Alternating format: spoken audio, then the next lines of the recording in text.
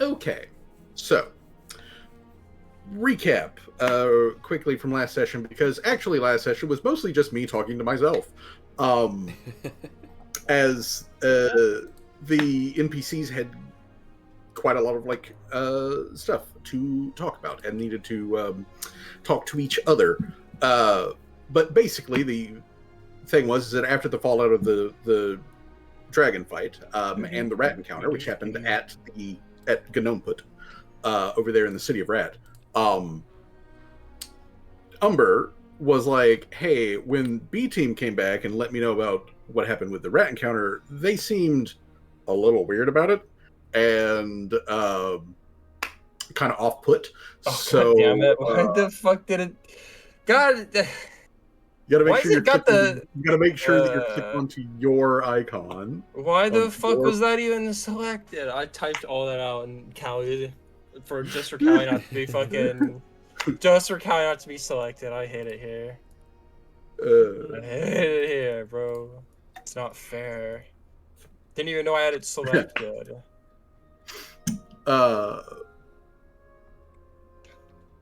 we get rid of that so I can retype that? Yes, we can. Roll it. Actually, All there you right, go. I'll select Callie this time, hopefully, and not the flag.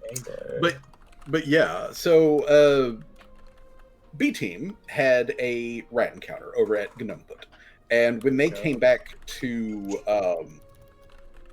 let Umber know, things were a little weird.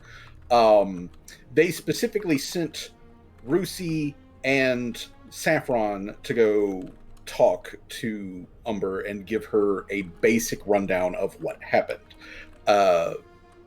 And Oda and Tommy and Boer all sort of like retired together back to the bunker to essentially for the two priests to, commune with their deity, Kyrgyz, to get a second opinion.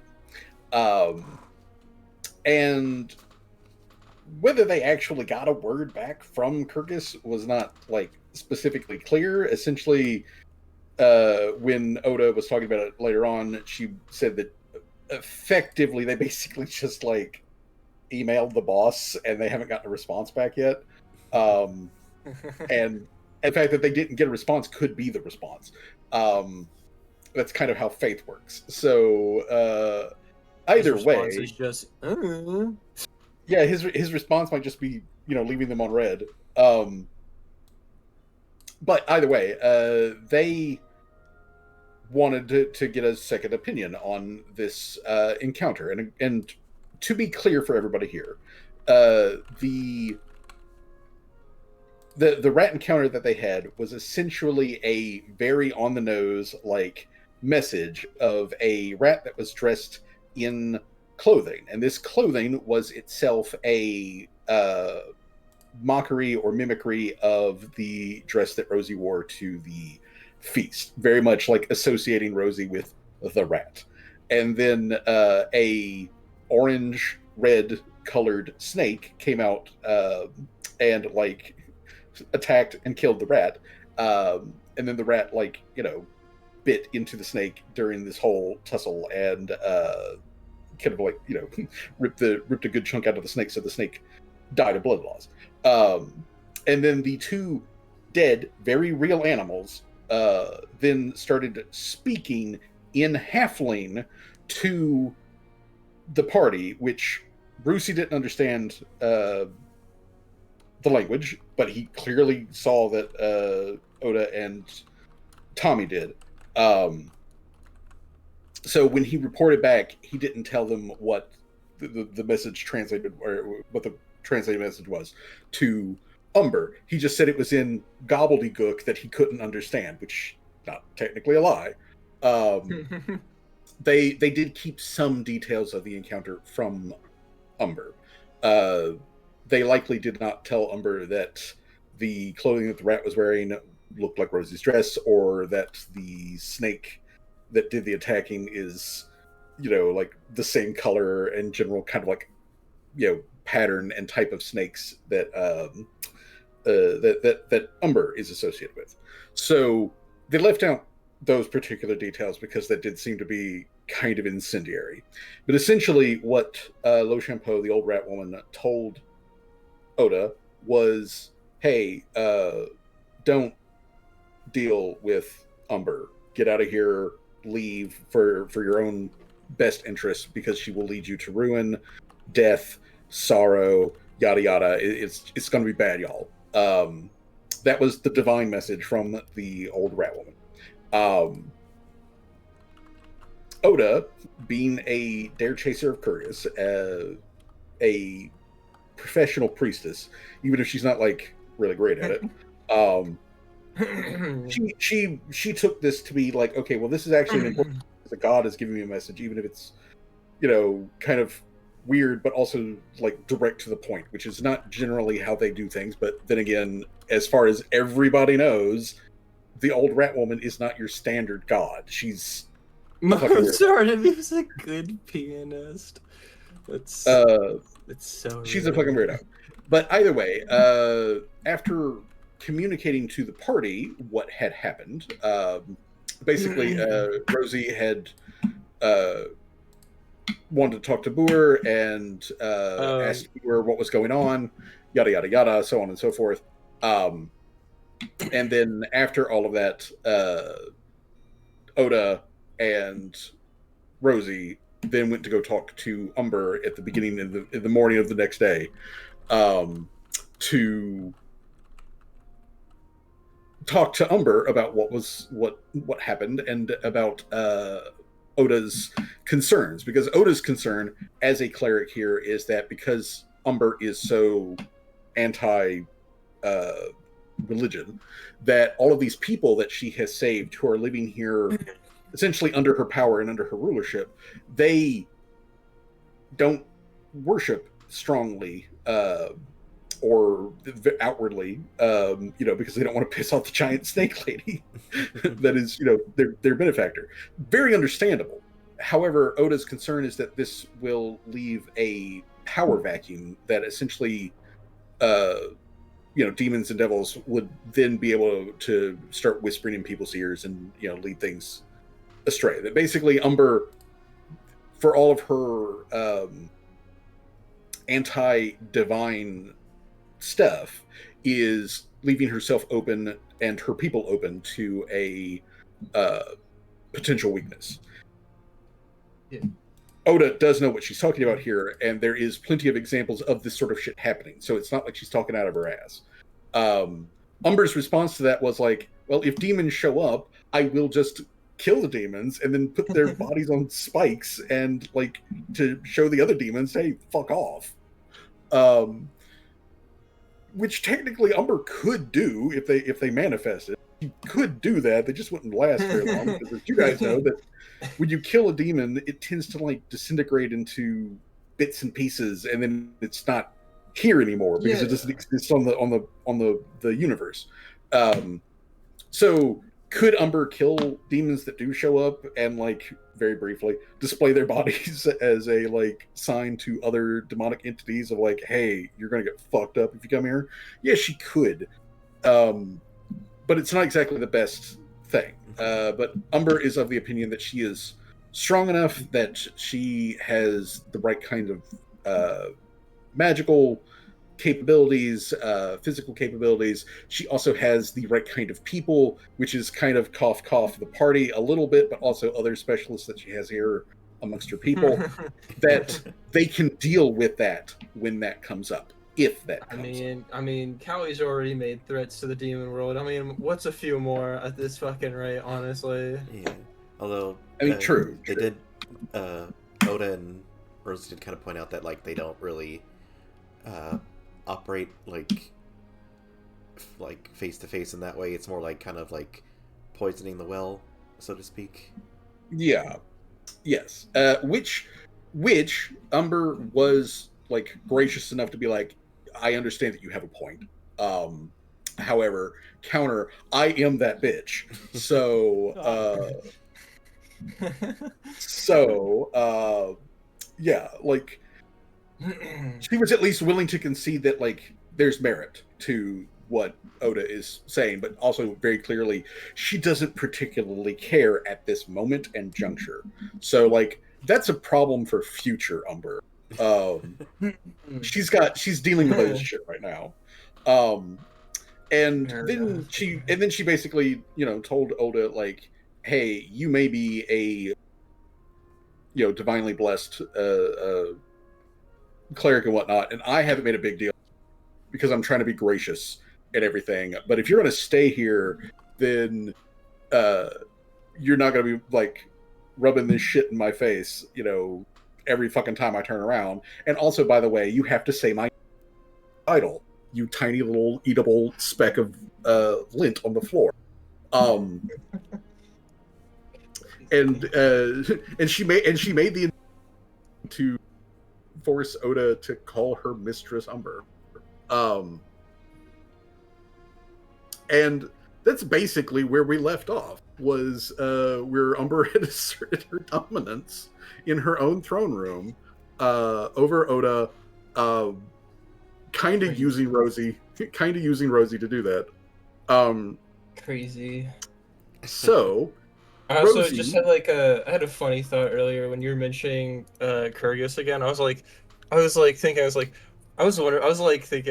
it be funny if if Halflus was like an actual, like, if theoretically it was a modern setting, like Kyrgios fucking followers would probably just be like Red Bull sponsorships or something. I mean, like if Halflus was a modern setting, feel like Kyrgios would be like, yeah, that Red Bull. It would sponsor all those daredevils, bro. Red Bull. Red Bull would be a like product that's made by the Church of Kyrgyz. That's where Red Bull would come from. But yeah, so Rosie is currently in the main ziggurat with Oda. Not to mention the funniest part. Umber. I sent Gecko Ariel to go spy on this whole conversation, and she came back.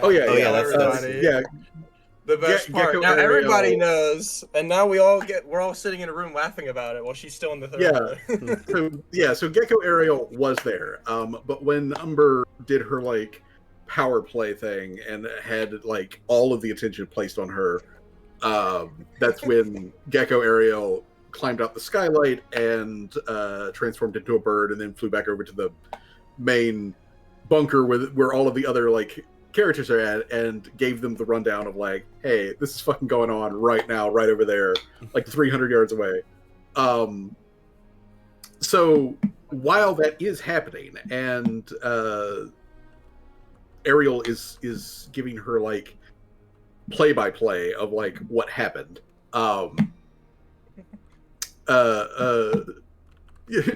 Rusi does like look over at Kelly, and, like he looks at her, and then you like look Kelly,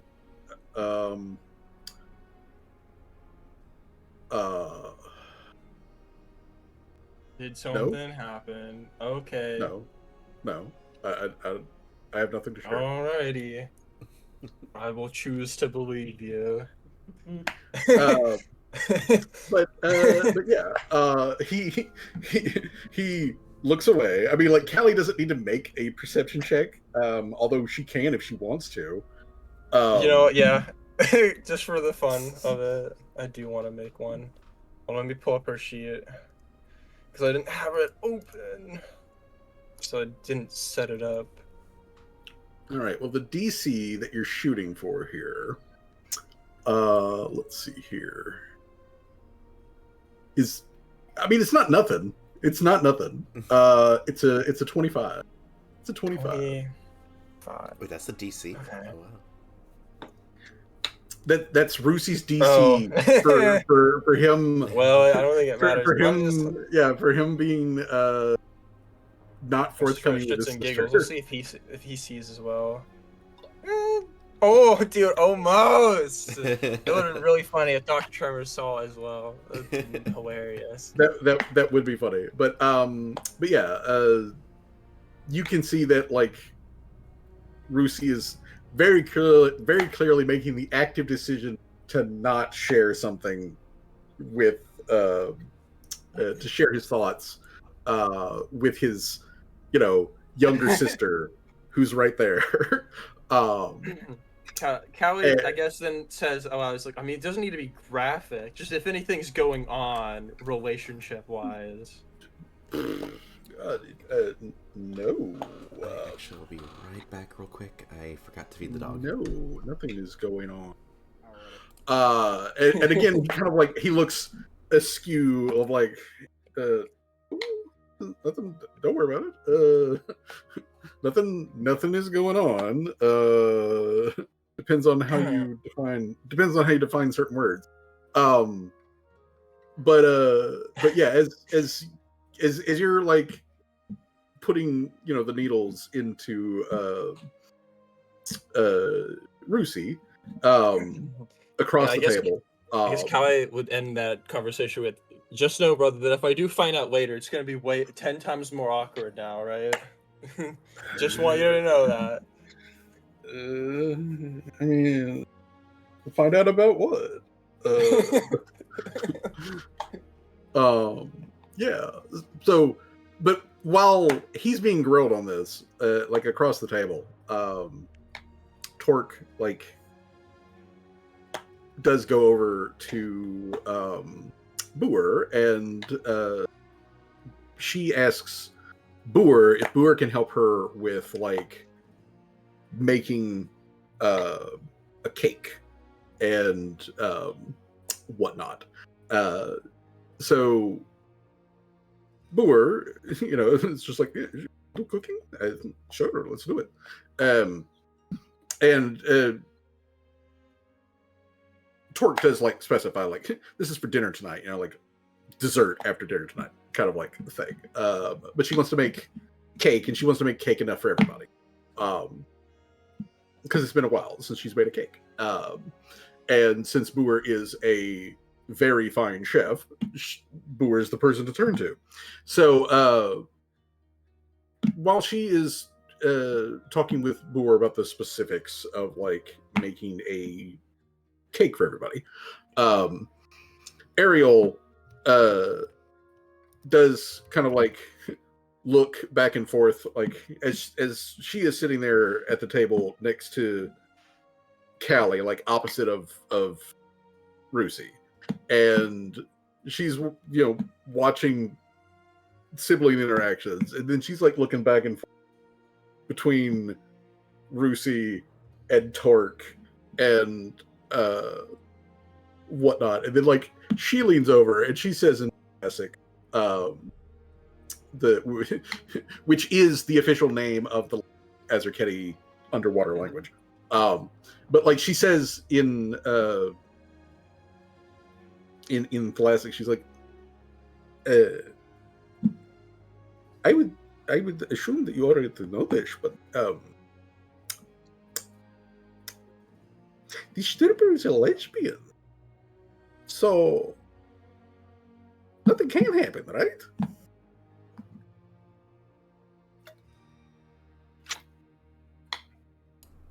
Right? I come back and I hear the stripper's a lesbian. What? Yeah, nothing. I do not know what this awkward conversation or anticipating happening later. Nothing can happen. Callie says back in Thoracics like, "Oh, if only it was that simple." This is Wait, this is complicated. Well, I mean, it seems like it's been complicated. You got anything you want to share, brother? She also says that in Thoracic. Now that nobody can hear what we're saying and understand us. Rusi puts up both of his hands, and he's just like, hey, listen, you two, okay? First of all, neither of you want to talk. Secondly, nothing literally has happened. Okay? Nothing literally has happened. I was simply appreciating the view. Okay? Because as Ariel has just pointed out, she is a stripper. She's very pretty, you know? Like, you guys aren't blind to that, right? Like, Callie, you are aware of the fact that she's very attractive. I mean, right? Conventionally, I mean, if we go by normal beauty standards, yeah. Don't pull that shit on me. You know what I'm talking about. Little Miss had a friggin' episode not 2 weeks ago about all of this. I don't know what you're talking about. Gaslit gatekeeper.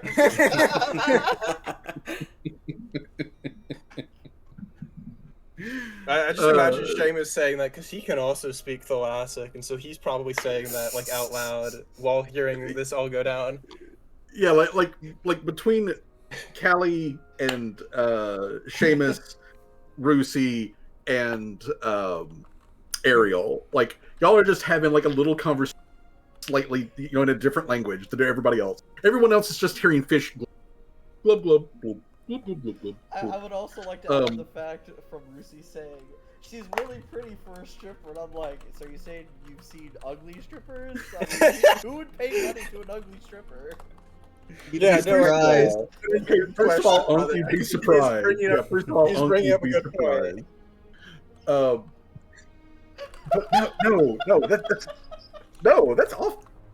that's off topic. No, listen. Okay, look.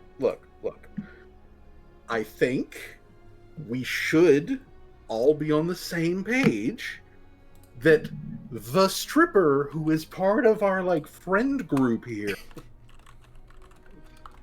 is very attractive conventionally, and he gives Callie a look conventionally. I can imagine him doing hand gestures and everything else too. Oh yeah, he is. Oh yeah, he is hand gesturing all over the place. Which the rest of the party, who has just been kind of chit chatting, are slowly getting slightly quieter and noticing him gesturing at Torque. As you guys all speak in a language that none of the rest of them understand. But yeah, so on that topic, June has entered the room. No, that would be funny though. If that was where June entered the room. It'd be a hell of a thing if Rosie and Oda made it that fast, but yeah. No, I can guarantee you, Oda is not walking quickly at this point. She is kind of running. She's trying to get out. She wants to leave. Rosie, get me out of this crazy madhouse. She does move as fast as halfling possible to get out of the throne room, but as soon as y'all are in the hallway, she's just oh my god. Rosie giving just her just let me curl up and die. Rosie trying to give her a metaphorical pat on the back, being try to apologize or something. She's really sweet once you get to know her. It's you know, Rosie, I'll take your word on that.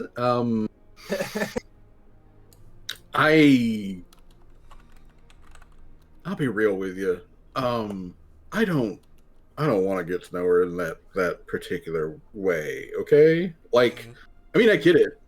She puts up her hands. I get it. I understand. Clearly. I didn't mean it that way, but you know what? I'll just let you go back to Tommy and Boer and let them know everything's. Well, I was gonna say settled, but things are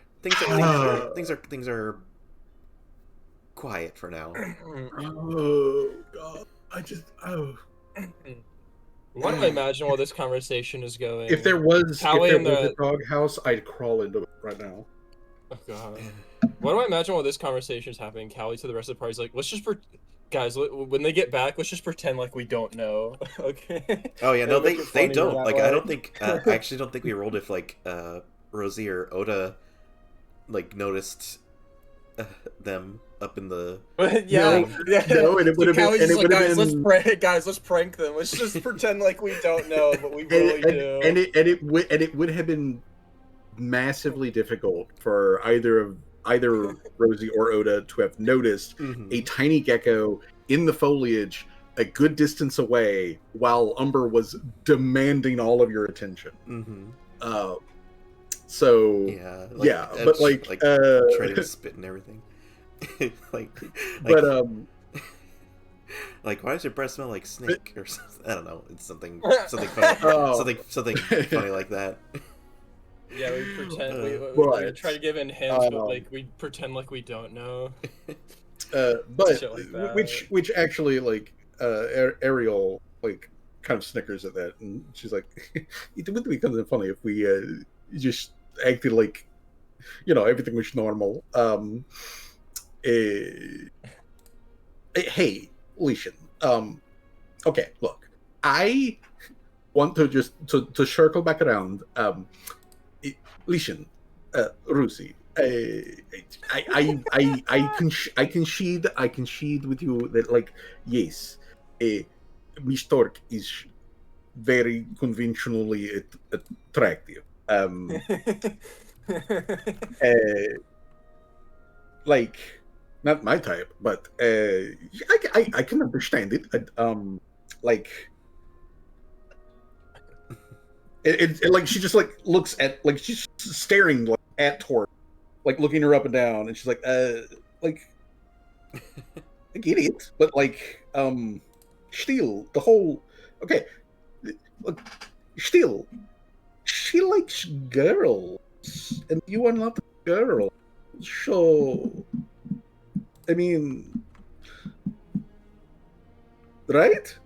I'm not I'm still like new with all of this stuff. I was taken to understand that like ladies that like other ladies are called lesbians, and they like ladies, and they don't like dudes, and then like dudes that like dudes are like gay, and they don't like ladies, and you can have the woman appreciator. No, hold on. I just had a thought of how I could ruin it. I was like, how could I make this more awkward? I just had a funny thought in my head. Callie replies, "Is like, I don't know. Why don't we ask her?" Like, she says that in Thalassic, and then in common is like, "Hey, Torque, hypothetical question here. Would you date someone who looked like, I don't know, say Rusi?" And then she like points at him. He just freezes like a deer in headlight when you point at him, and Torque like stops, in her like discussion of like making a cake, and she looks over across the table with like a little bit of a confused like, "Did you just ask me?" And like she looks at Rusi, and then like looks at and looks back over at Callie, and then like she very briefly gives Callie this like look of like, "Are you fucking with your brother? Is that what's going on here? Is it make fun of your brother time?" To which point she immediately locks in, and she's just like, "Oh yeah, like I would totally date Rusi." Or well, okay, no, you said somebody who looks like Rusi, right? Yeah, like like exactly, like same body structure, same ears, same hair, same arms. Okay. She points at the yes. cybernetic arm. Yes. And she holds like Torque holds up a finger, and she's like, "Okay, yes, but conditional, not a shapeshifter." Deal.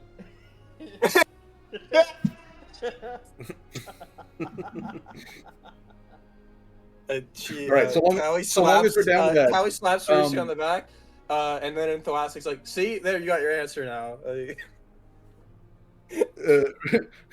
Rusi like slowly, like, turns just his eyes to like look through his water helmet at Callie, and he says real low in Elastic, he's like, "You little bitch! Don't fuck this up for me." Hey, she can't understand us. It's fine. God.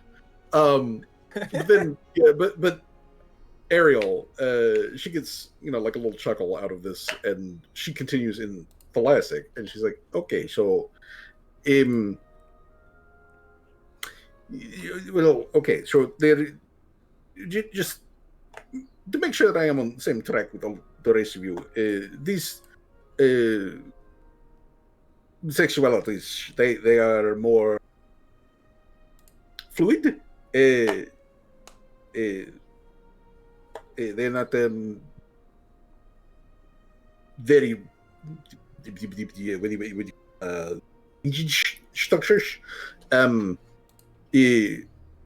which, I mean, that's understandable. There is that sort of thing. I was just saying that, like, I know that there is gay man, there is like lesbian woman, which and then there is like a person who like both man and woman, and they are a bisexual. So does that mean is that make Torque bisexual?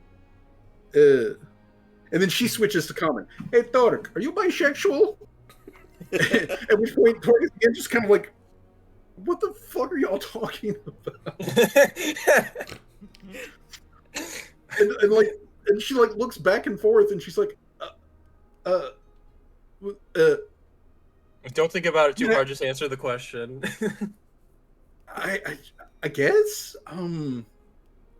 Like, why do you guys why are you asking me these questions? Are y'all planning something? Like, is it a surprise? Are you trying to surprise me with something later? Is that what's going on here? I'm just as confused as you. I'm kind of half listening. I can't tell if that's in or out of character, honestly. Like, it's in character. she just looks back and forth at you guys, and she's like, okay, Ariel. Yeah, I guess. I like both. I mean, I kind of prefer girls mostly, but like, nice, handsome dudes are occasionally a snack. The Callie just like elbows Rusi in the side when she says handsome dudes.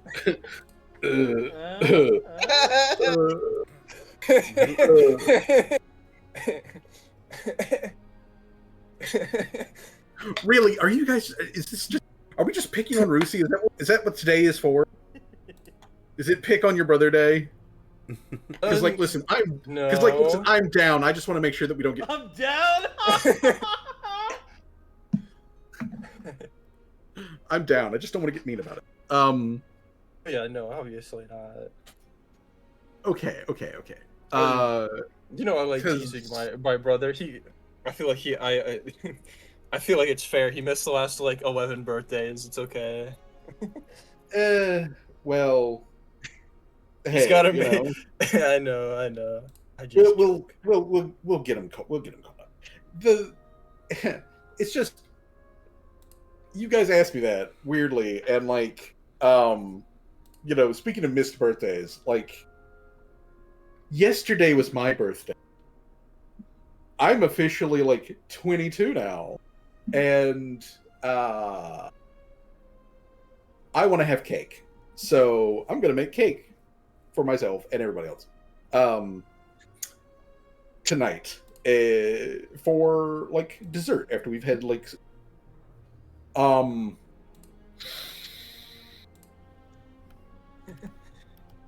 Also, Roosty, yesterday you had a lot of booze that you picked up. Could you go pick up more booze today so that we can have cake and liquor? That would be great. At which point, Rosie, now being like addressed directly by Tor, it's just like, yes, ma'am. Do you want anything specific? At which point she, dickering out basically like a liquor, to Lucy, who after a moment is just like, hold on, and like gets like a pen and paper so he can write this shit down. As Torque is getting pretty specific in the like stuff that she's asking. So as that is happening outside in between the ziggurats, Oda is like still dragging her feet as she's walking along with Rosie and after like trudging kind of like in silence for a little while, she does look up at Rosie and she says, "Hey, I don't mean to pry, and you don't have to answer this if you don't want to. But you said that Mistress Umber can be like sweet once you get to know her and she tries.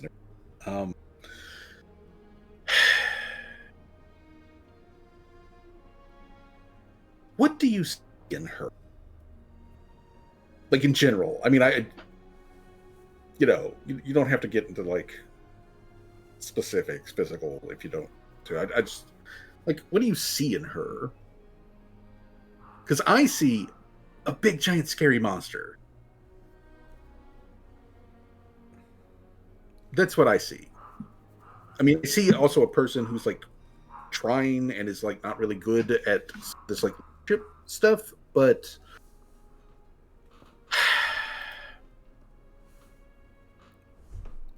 I don't know.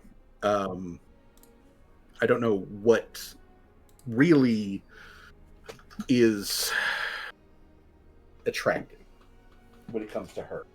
What would make you, if a god asked you, Rosie, to abandon Umber and said that she was just going to lead you to, would you? Rosie looks around, and I'm guessing like they're like walking from one ziggurat to the other, right? Like kind of out in public. Yes. All right, well, that is correct. She kind of looks around, make sure like no one's like kind of like in eavesdropping distance or eyeing them. Generally speaking, there are a couple of servants going around, which at this point you do recognize like one or two of them. These are people that you have seen before that work here at the ziggurat. At the moment, nobody would. They'd have to have super hearing to like really be listening in on you. Okay.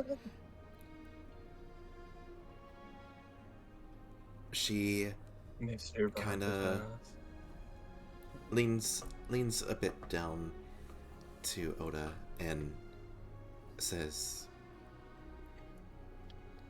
"What I'm telling you stays just between you and me, all right?" Okay, I can keep a secret. To be honest, Oda, I was terrified of her. Back when things were first kind of complicated. And it's still a little hard for me to connect the dots, but something about me resisting her was attractive, I guess, and that had her take interest in me. And while I was still scared shitless, I kind of thought it was hot in a way that, a big monster lady was into me. Yeah, that eagle. Fucking bird. Or fucking seagull, bro. Out there. Bird up. Yeah, the geese out here will not shut the fuck up. No, it's Florida. That makes sense. They're loud. Mm-hmm. And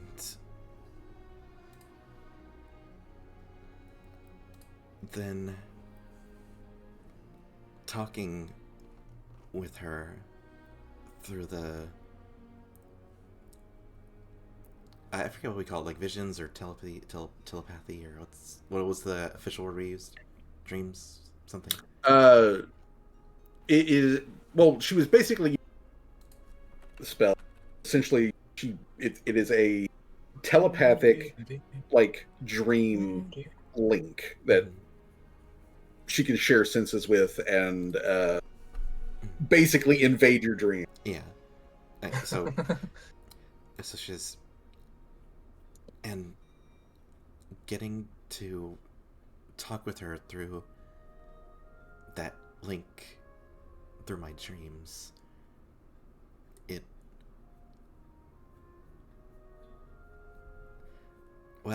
wasn't all, kinky stuff. It was still scary, but eventually we did, form a truce and ended up still talking.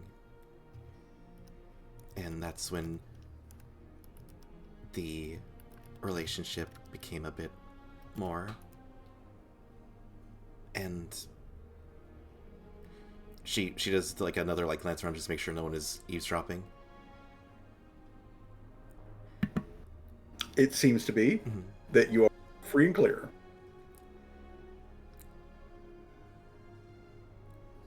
She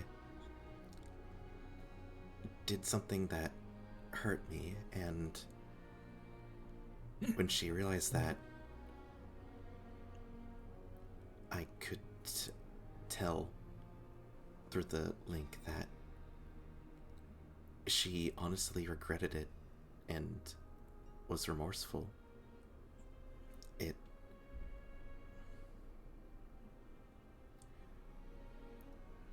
It honestly stopped me from lashing out at her and, ending that relationship. But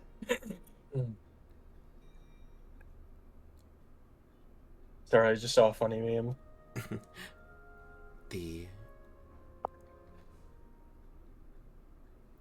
Just seeing her trying to be good as best she can, and even if she's still fighting her nature, it really does seem like she's trying her best, and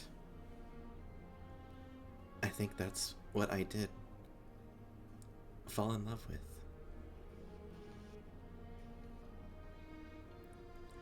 And she can still be a bit prickly at times, but maybe Oda rolls her eyes. But maybe if we do this questing of hers to find the root of this curse, maybe there is something that we could do to change not just her but other Lamia for the better. It sounds like a silly kid's dream, but if she can, do this amount of good in spite of her nature, maybe there's a chance that somehow we can change.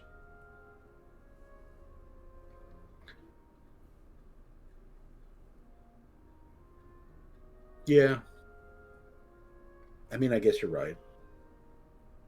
And silly kids' dreams have changed the world before.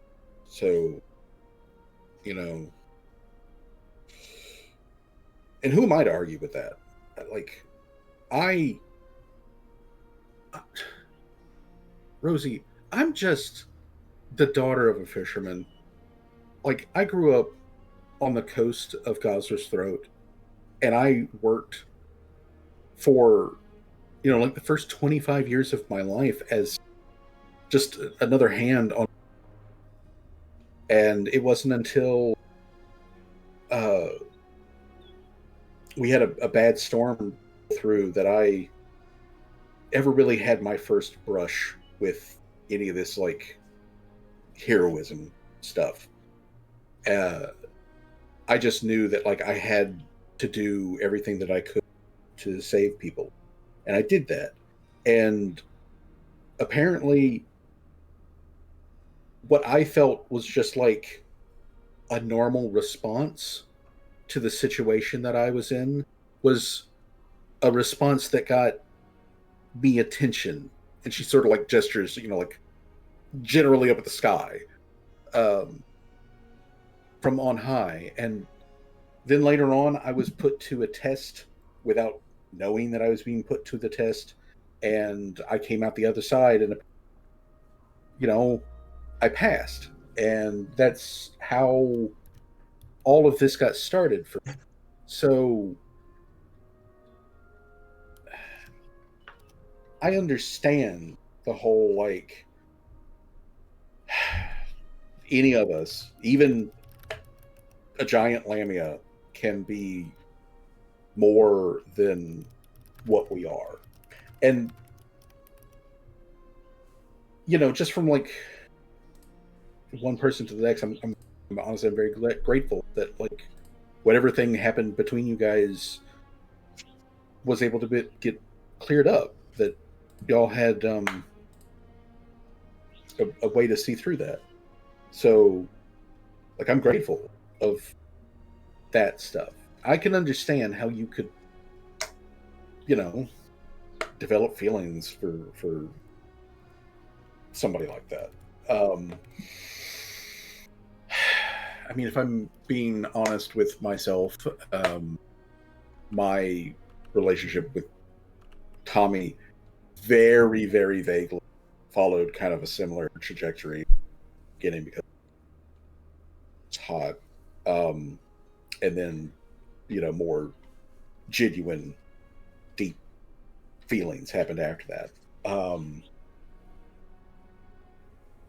But prickly is the kindest thing that I would describe that woman in there. Well, she can be a little bit more tender and private, but God, I hope, Rosie. I hope, because like that's a couple of tons of snake lady. She better be able to be gentle. That's a huge bitch. Well, I do owe Boar a story. Oh boy! If you're curious, you're more than welcome to say.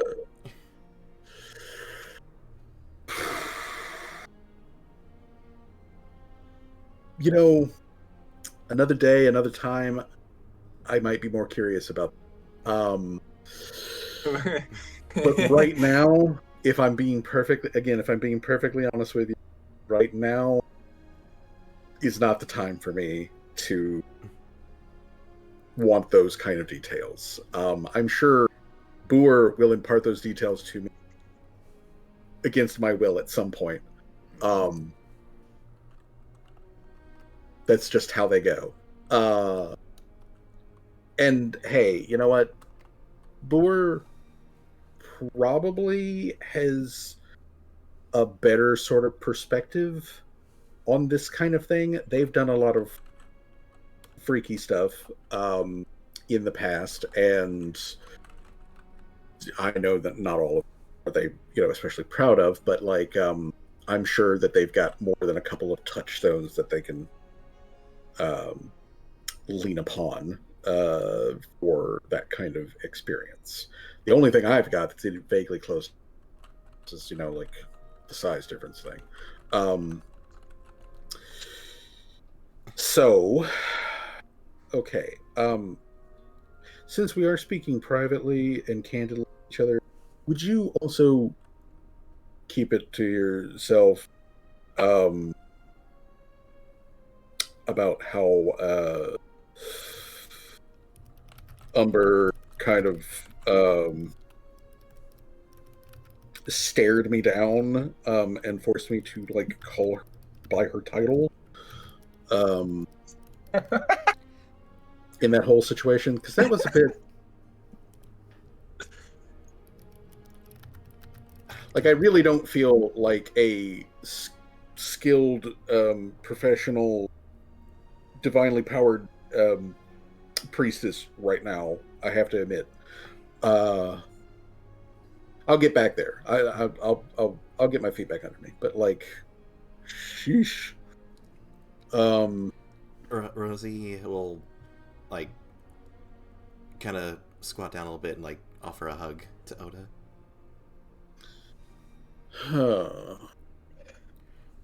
It like, and she, like, you see her like look off for, and she, like kind of sags, and she like leans in a little bit and just puts one arm around Rosie's shoulders, and then she lowers her voice unnecessarily, but like, to make it a private moment. And she says to Rosie, like, thank you. Just, I will respect her wishes. I will call her that while, in public or whatever. But don't worry, I also don't tattle on me if I don't like keep it up in private. It's okay, trust me. I get it. It's part of the thing I mentioned earlier, that it's more of a, what's the word? Mask or kind of show of force she puts on. She thinks she has to be the monster that she looks on the outside. Sometimes just to just that way people don't. Yeah, I know. It's just I knew I wasn't barking up the wrong tree though when I said that we were similar, me and her. Because like, I do that same shit too. I am expected to be this like wise heroine, priestess and all that sort of stuff, and like I really do try to play that part, but sometimes, especially in private, I really don't feel like I hit that mark like I should. It's sometimes I wonder why I have to try so hard to be the thing that I am, or the thing that everybody expects me to. So I get it. I understand. Thank you, Rosie, for letting me drop that mask for a minute. But, and she kind of like stands up straight, which doesn't really change the height perspective so much. But, like, she stands up straight and kind of glances over to the stairs that lead up to the door that goes into the bunker where everybody else is, and she raises her voice back up to like a normal speaking level, and Oda says, well, let's get back in there, let everybody know that we talked to Umber. She didn't kill us or turn us to stone, so things are good. And let's see where everybody else is at. What we want to do today, because if I remember, Callie said that Umber was pulling together some contacts in the trade company for her to talk to at some point today. But other than that, I don't know if we got anything.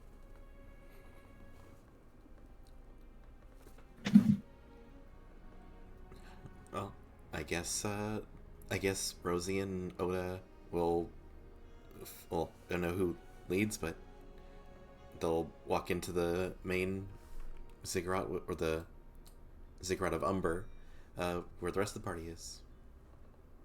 All right, so the entire party finally does come back together, and as Rosie and Oda walk in, everybody else is sitting semi-quietly around the table, and everybody is doing the whole like nothing special is going on. You guys, It's kind of bullshit. everything's just kind of good.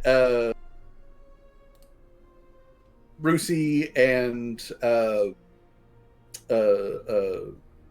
Ariel are chit-chatting in Thalassic. Rusi has a pad of like paper that has various notes on it. Rosie can clearly see as she's walking. It's like a whole bunch of like alcohol and then other little like like supplies for like a party or at which point as you guys are coming in, Rusi looks up at Rosie and he has a weird complex look. And then he looks down at the list and he says, "Hey, I'm doing a shopping run. Do you want me to pick up anything? Like food-wise? Drink-wise? Do you have a preference?" What's the occasion?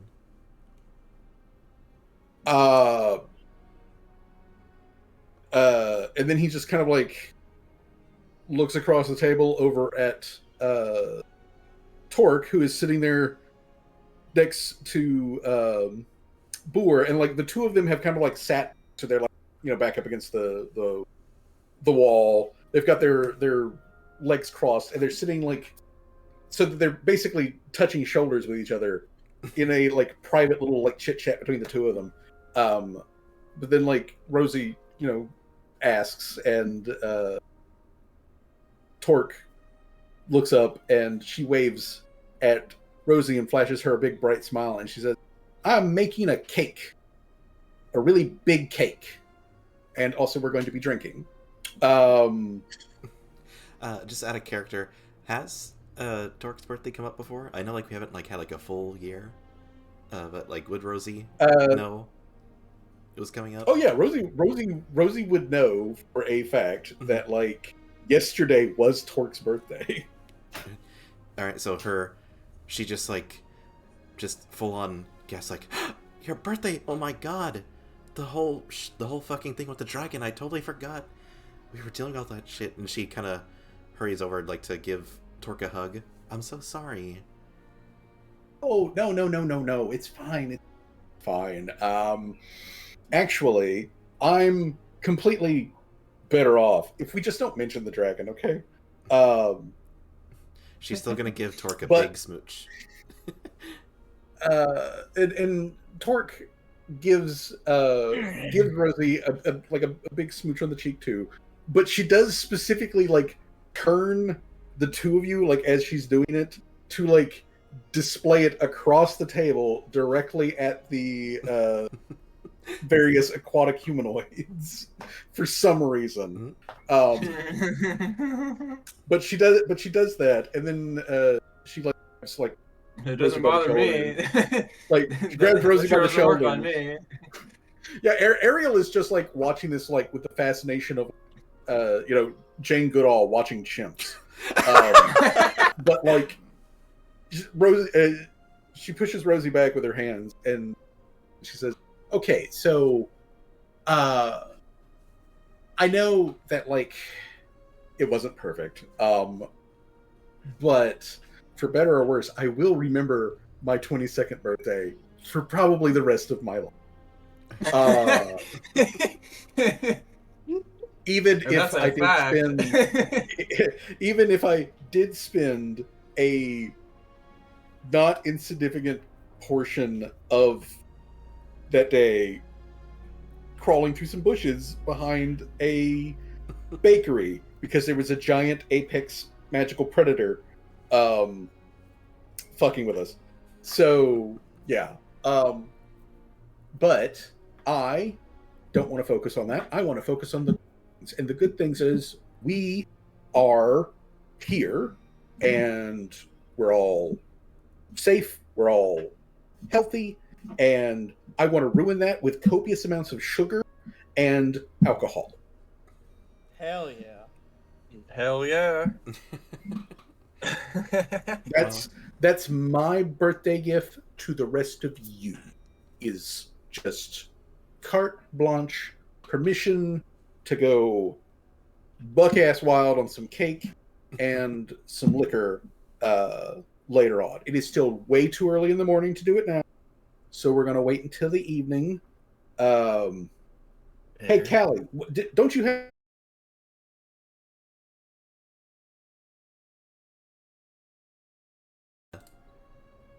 Okay, yeah. Virgil? All right. Okay. Okay. Well, yeah. Yeah, So, it seems. I'm just waiting for that meeting. Getting notified. Because that's what she told me. She'd notify me. Because apparently she had other more important things to attend to. well, why do you smell like snake? She says that looking at June. What do you? Yeah, it's probably just my imagination. Anyway, yeah, I probably should go do that meeting, because it will be very important. Hey Ariel, do you want to like come with me to go to see what the heck is up about that meeting or whatever? yeah, sure. I don't mind.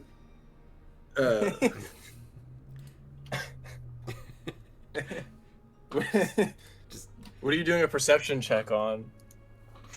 Nothing. She just gives Callie like a squint, but then immediately just goes back to hugging her girlfriend.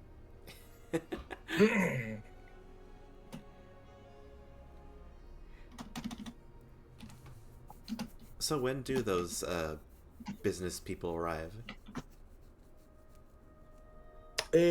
Well, I certainly didn't hear Umber give like a specific time, but I mean, she does clearly run this whole town, and locations beyond it. So she's doing leadership stuff, but she makes herself available for petitioners to come speak to her through most of the day. So, I mean, now that you are back, then clearly she doesn't have anything. Well, probably doesn't have anything about attention. So, Callie and I can go just ask if there is like, if she's got a specific time or anything like that. More likely though, Callie is probably like she's sent message to them and she's waiting for a message back from them before she even knows time to be able to lush. Fair. That is probably what is going on. I guess then we just wait around then until I get that notification that she has set up the meeting. Yeah, that would be probably a good idea. Do you want to wait here for that, or you want to go with your brother for do this shopping? Because now that the list has expanded beyond just alcohol, there is. I know other locations that we can procure these items. Sure. We can make a little trip of it. Yeah. So Sure. Yeah. Anywho, Kai just grins evilly at Rusi. More teasing to Rusi come. Rusi is at this point like just trying his active best to not look at anybody, to not make eye contact with no one. But like Ariel is also like grinning her big shark grin, and kind of wiggling her fin in like mirth. But he's like, oh damn, it was hard when it was one of them. Now there's two. I have to deal with two of them. Why are they so alike? Gods, why have you forsaken me? Now there are two gremlins. I have two gremlin sister things that I have to deal with. But yeah, so let me Gecko and return her to normal shape. Okay, so then after Rusi has confirmed shopping list with various individuals, all of the Ezra Kitty plus Dr. Termers will go to do little shopping and leave everybody else around. Oda goes over to Tommy, Boer, Saffron, and like gives them a basic rundown of what happened with the conversation with Umber. Although she does, like, Rosie can hear that Oda puts emphasis on the like Umber didn't seem to really take her seriously, even though she did like acknowledge that, you know, like Oda had a point. And she specifically uses Rosie's term of Oda being or Umber being prickly and whatnot. So like she leaves out the whole like, you know, being bullied and all of that part. She leaves that out of her description to the others of what happened. Even though they already know. But yeah. even though they already know. But she goes over that. So like as she's going over that, like you can see Boer is really struggling to not say something about it. Tommy is being stone-faced. He is just stone-faced, looking at her pleasantly. Like he's got that professional scribe like look on his face of the whole like, yep, you are telling me these words, and I will remember these words so that I can write these words down. Feel anything emotional about these words whatsoever. Out the other. Yeah, I feel nothing about this. So yeah, like they are trying to like keep it together. One's trying too hard, the other one's not trying at all. That's like the duo. Yeah, that is truly the duo. Which it would be fair for Oda. Ooh. Oda does not know. She's a bit frazzled from the whole situation. I think even Boer's absolutely terrible poker face, she just is not realizing it. As they're all like, you know, listening to her, and she's just going through the whole bit, and they're like, yeah, that's how it happened. Does Rosie's 25 get her suspicions up or no?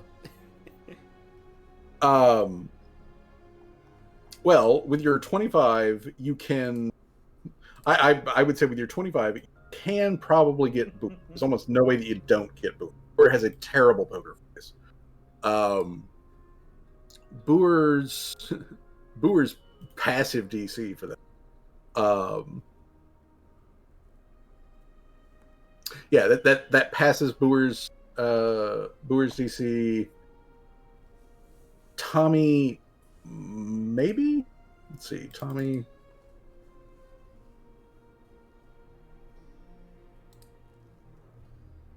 Okay, it meets Tommy. Okay, so I think like she notices Boar obviously, and then she like kind of like squints at like Tommy a bit more, and like, kind of sees like the little cracks in his like stone face, and be like, "There's something they're not telling us." Yeah. So yeah, you can see his stone face is like cracking a little bit. Boer barely holding it in.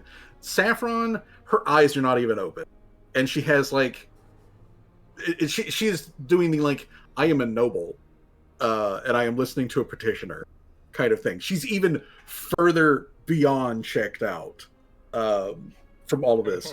So like even though she's listening and like nodding at all appropriate times as Oda speaks, she is so unemotionally engaged in the entire thing that like you wouldn't know. Like if Rosie didn't know that that the others seem to know something, Saffron wouldn't give you jack or shit. She wouldn't give you the time of day when it comes to that. But yeah, Boer and Tommy both seem to like find something very funny in what Oda is telling them. So yeah, like you can clearly see that they are reacting to Oda. Oda does not notice. And a 25 wouldn't be enough to like spot anything from Torque either.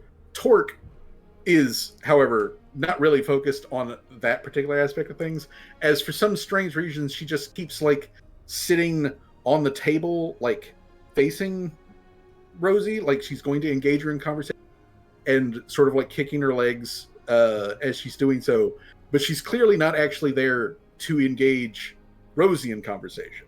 Like Rosie can clearly see that what Torque is doing is wiggling her hands at the people on the other side of the table. That's what she's actually doing. she is doing her best to continue to like tease and torture Rusi until they finally. Hey man, that's not right. I don't have anything to say about that, honestly. Because she is down to tease this poor man. So yeah, so like Rosie can clearly see that Torque is doing her thing where she's like pretending to do one thing, but she's obviously doing. But yeah, so yeah, things are going on. People are moving around. Stuff's happening. And then, like, after a moment, Torque does say over to Boer that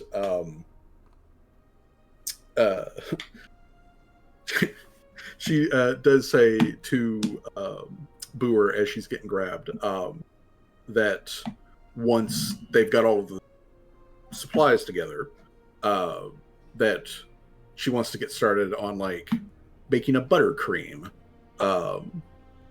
And all of that like stuff, like actually doing full legit baking. So yeah, let me.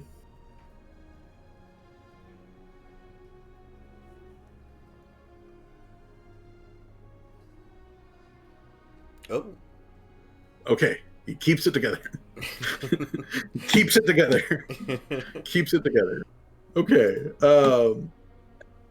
Yeah, but when Callie, when you and Ariel and Rusi do like leave the bunker, Rusi sags. Like,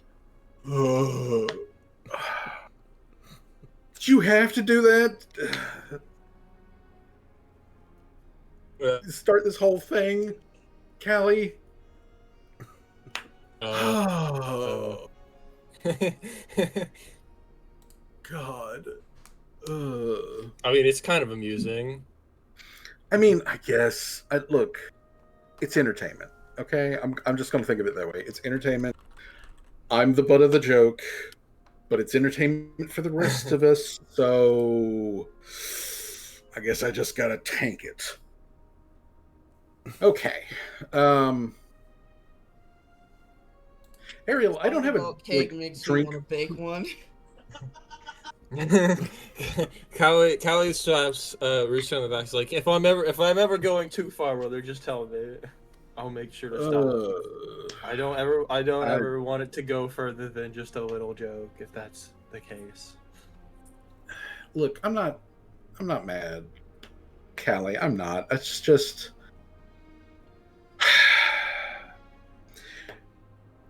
Look, to be honest with you, it's been kind of difficult, adjusting to life again. Weird how like both of us can sort of like fall on that hun. He like looks at Ariel and like waves his robot hand in between the two of them. Weird how the both of us can kind of like see eye to eye in that particular aspect of things. And Ariel's just like, hey, I was told that you were kept on ice for like a decade or something like that. I've apparently been dead for like 200 years, but like, yeah, it's pretty. It is kind of weird, actually. Now that I think about it, there's some weird parallels there. Callie just was like, yeah, it is. Now that I think about it, yeah, it is a bit weird the history here, because like the experiments they did on her would lead to the research that would have kept you on ice for 10 years, and that's awful, obviously. Yeah, it's the worst kind of poetry. I mean, it still rhymes, but like, it's the worst kind of poetry. But to answer your question, Durushi, I don't like alcohol. I don't have anything against them.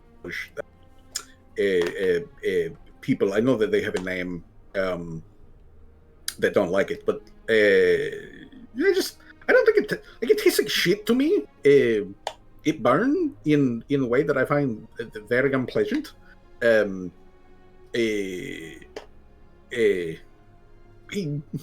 fact that people drink it for fun and that their entire business is around not only crafting it but then serving it to people seems weird to me. Like, I'm pretty sure, technically speaking, alcohol is poisonous. It is just, seems weird. That people like it so much. You must not like spicy food then either.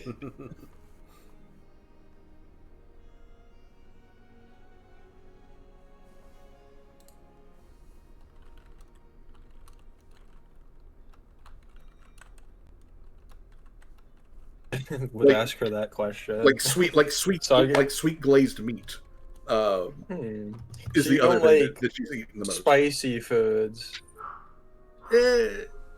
No, I don't really like spicy stuff. Oh, dang, that's gonna be a problem. I'm like the complete opposite of that. Callie says I like it spicy and burning. Oh, well, I mean, probably not actually be a problem, because it just means when we eat, we don't have to worry about each other like stealing bits and pieces off each other's plate. Fair. But yeah, if left to my own devices, I prefer sweet flavored stuff. I like things which are Callie begins furiously writing this down. She likes sweet things. Smooth on the tongue. Which, actually,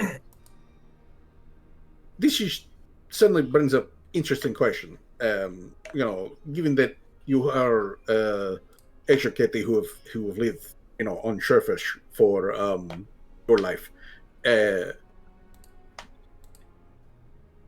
isn't a lot of sweet flavors in the deep ocean. there is there's a lot of salt. So like plenty of it. I find the lack of salt up here a little. Sometimes it's like interesting to like taste so many other flavors, but like also sometimes I miss. And so like I have gotten salty things. I do like salty things. I have found various things which are made here at some of the restaurants that have salt on them that are quite tasty, actually. And but when it becomes hot and spicy, that is when I don't like it. It gets. And she kind of like pats at her face, and she's like, "It gets like into the back of my throat, it gets into my nose, and then like I sneeze, and whenever I sneeze, all of the chromophores on my face go haywire." And this was a thing I never experienced at bottom of ocean. Like very. You very sure you aren't? Callie's like, you sure you aren't allergic to these things? Allergic? Yeah, there was a book I read a bit ago. They talked about this thing called allergies or something. Some people have them where they'll, if not eating specific foods for a really long time, their body kind of just begins to reject them. Oh, that sounds unnatural. I mean, the fact that if your body doesn't want to have it, if you don't eat it for a long time, then your body gets used to it. The guy who wrote the book was talking about people who would, specifically religions and whatnot, that would, who like specifically didn't eat meat, found that like in later in life when some of them like stopped believing in the religion or stopped practicing the religion, when they ate meat again, that they would throw up and their body would like reject the meat because they haven't had it for so long. It's very interesting stuff. That is an interesting thing. I would like to read this book if you still have access to it. I don't know if I have access to it. Unfortunately, the library that my dad had burned down in a terrible accident, so some of these books are do not exist anymore. Oh, bless you. Well, no, that was supposed to be Seamus in the background sneezing. Gesundheit. Okay, like, well, this is unfortunate. Maybe we track down author and see if they have other copy. That is project for later. This allergy thing sounds interesting. I would like to learn more about it, but maybe it is something my body simply do not like, and is allergy thing. I do recall hearing from one of these people that help run run this town, them mentioning that as the spring season comes in, the plants all begin to like bloom, and then they fill the air with their like plant parts, and like this sometimes causes people to have like pollen. Yes, that was it. They spread plant part and pollen, and sometimes some people get like I think term that they use was hay fever or something like that. It sounds like terrible sickness. Yeah, I don't like that season either. Very gross. It turns everything yellow. Yeah. With its yellow dust particles. What an unpleasant cycle of life. I mean, I can understand why it happened, and it is fascinating, complexity and everything. Like, also, as I spend time on surface and I get to know like these regular that live, and I know that I am well aware of the fact that most of the people here have been altered by the gnomish magics and alchemy and stuff like that. But like,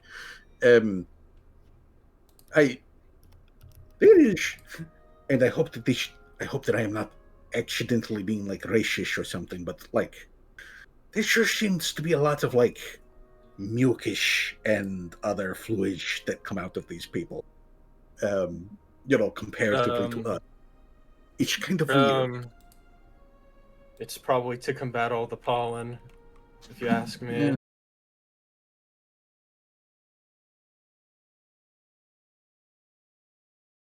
Possibly be a potential thing as well. Yeah, maybe that is it. Maybe it is something from First World. I know very little when it comes to First World stuff and things with Fae, but I am taken to understand that it's basically all of this nature environment around us, but like more intense in every way. I see it. What was that roll for? A performance check. Performance check. I don't know much about the Fae either, but I have experienced Fae-related things multiple times, so I've really gotten a full taste of it like this, though, in this land. Well, the farther you go from here, the more it's sort of in your face about it. For the longest time, I did not know that these things were unusual. I have only begun to get basics of how to tell apart just what is a regular surface feature and like animal or plant, and what is a one that has been changed because of the gnomes. So sometimes to me, these things all kind of, I don't want to say look the same, but like they feel the same, but anyways, there's a question I want to ask Ariel, but I'm like, is this an appropriate question to bring up here? Well, I mean, at the moment, the only other person who can really hear you as you guys are like walking over to like the Ghost Shop district is Rusi. Fair.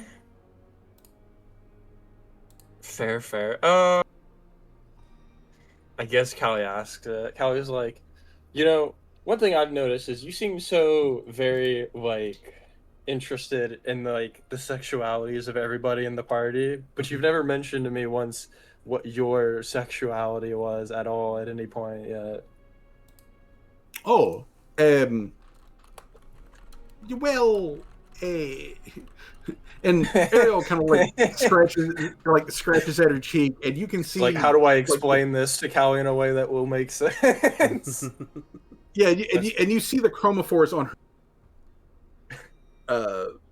all like move and shift as she's like basically doing the like the deep Azarketti equivalent of like a blush. She's like, does everybody down in the deep typically do this when they're thinking very hard?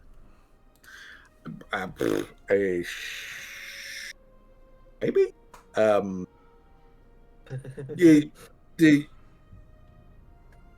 Callie, we talked about this. You understand that this is not my body is not normal. I am like these other people who live here who changed my gnomes. I was changed the veiled masters by the veiled masters, and well, they there are. You know what an octopus is, right? Yeah, I've seen some of the port cities serve it as food. Oh, well. Don't think I've seen a live one yet, though. Oh, I'm thinking like, wait, I'm like thinking out of character. Like, has Callie? I mean, like, probably. She might have actually caught a live one now that I think about it, because she did like. There was a point where she had to literally, like, her getting food was literally like her like walking like 50 minutes down the road to the shoreline and then sticking her grubby hands in the sea and grabbing out whatever animal came out and then eating it. yeah. So maybe she might have seen an octopus. So like briefly saw a living octopus that was then almost immediately dead and eaten octopus. But like seeing them in it, but to see them in their natural, I would say probably for Callie, no, she hasn't seen that. So Ariel explains basically that octopus can change color and whatnot, and it is kind of sort of a way of communication. And it was a trait that the Veiled Masters specifically gave certain members of the program, self included, and she can't claim to know what their exact intent was, but it always felt like to her that the reason that they did it was actually to make it harder to make it harder for those people to hide their emotions, that it would play out across their skin, kind of thing. I was thinking exactly that. I was like, why would they? Oh yeah, because then it would just be easier for control, wouldn't it? Yeah, it makes it really difficult. It makes it really difficult. You know, nobody up here knows what octopus is, so you know, ignorance, I guess, works for me, for instance. But to answer your question, the reason I didn't bring it up, we very briefly touched on this, you know, the other night. Well, we didn't physically, and then she like looks at Rusi and she's like, but like we spoke about it.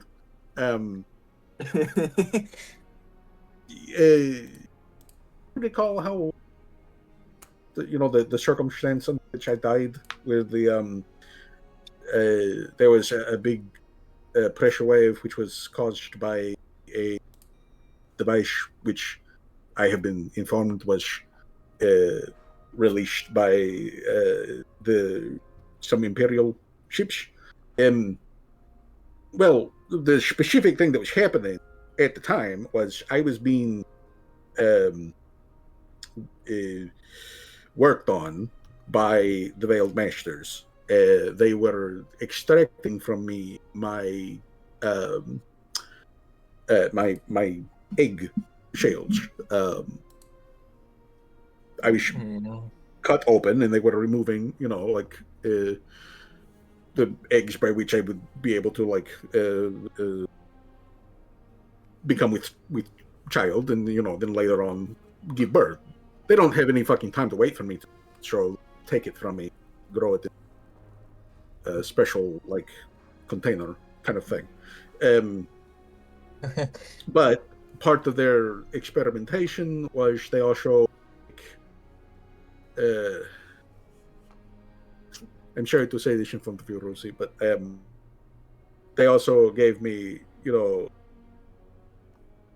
it takes time to regrow a new batch of eggshells. And so during that time period, I couldn't be used for that particular process. So the way that the Veiled Masters figured out the way to make time more effective was to give me the male parts. Yeah, I do remember you saying something like this. Yeah, how he says. Yeah, can I just say though that the more you talk about the Veiled Masters, it just adds more to the list of reasons why they should be killed and never return. Oh yes, I fully agree with you. agree with you. But, I mean, again, this is an uncomfortable thing to speak on. But like when I was part of the program before the bombs, that was a task that was forced upon me. Was breeding the next generation.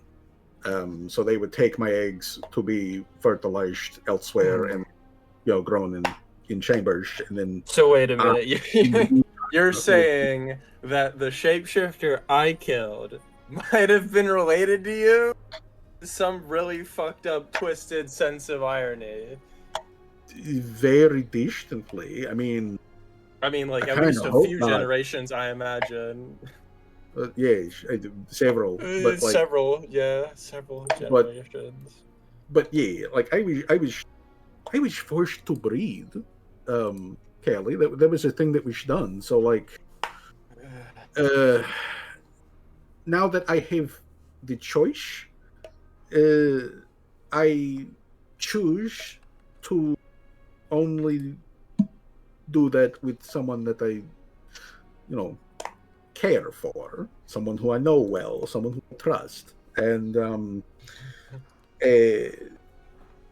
I mean, I know. I understand that here on the surface, it is a known thing that some people simply do not feel a need or an urge or desire, however, intimacy like that. That is not the case for me. I do feel, that on occasion, but like it is not overpowering or anything like that. I don't have to do it, and it is my choice to simply keep that to myself. But in a physically compatible, I am. I guess I am physically bisexual. Because I am both sexuals. I'm both sexes. Physically. I think there's a term for that, Callie says. I think it was like hermaphrodite or something. Maybe. The only way I recognize that one is talking about snails, and I don't want to think about snails and like. Yeah, no, fair enough. That Did you know some people eat those? They eat them like it's a delicacy in some countries. Yeah, weird. You should have really good thing too. Yeah, no, Boar was telling me about it, talking about it. I was like, please never bring this up again. I don't want to know about how your country probably ate snails or whatever. Gross. I don't even like touching snails. A fantastic, organism. Wonderful little, like, animals who are very important to the overall environment and everything. But like, no. Did you know that they are? Speaking of allergic, did you know that snails are allergic to salt? That's why we don't have them in the ocean. I didn't know that. That's interesting. Maybe we should have. Apparently, they're so allergic they die. Callie's like, oh, that would have been really useful in that giant snail fight, I think. Oh, and she looks at Reese and she was like, oh wait, you weren't there for that. And then she's like, she looks back at Ariel and she's like, oh, don't worry about that. It was just, big snail thing. Gloria like ripped the tree out of the ground and impaled it. Like weird stuff. It's don't worry about it. Oh, okay. So if the trolls pull tree out of the ground and stab snail, you really do mean giant snail. Yeah. Because like I think biggest snail I ever see is big as my hand. So must have been either very small tree or really giant snail. Yeah. Wow. Gross. Very gross. Yes. So, okay. Anyway, the point being, Callie, that like I do not Derailed really this whole have conversation. I don't really have a preference when it comes down to it. Okay. I uh, no offense, no offense, Shurushi, but like I don't think I would date someone who looks like you. Oof. Truly, I mean, no offense. And that I think that no is offense to that. was And- that and strike number Lucy, 3, Rusey? And Lucy like looks back at Ariel and just like gives her like a flat look, and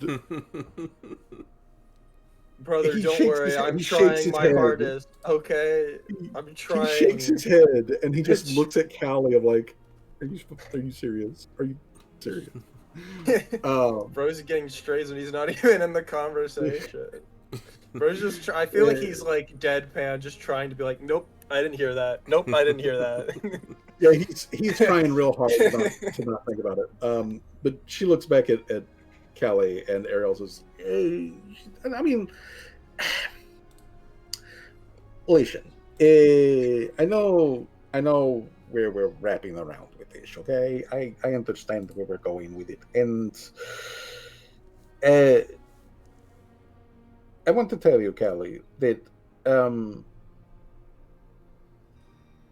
I need a little bit more time to get to know you. I like you. I really do.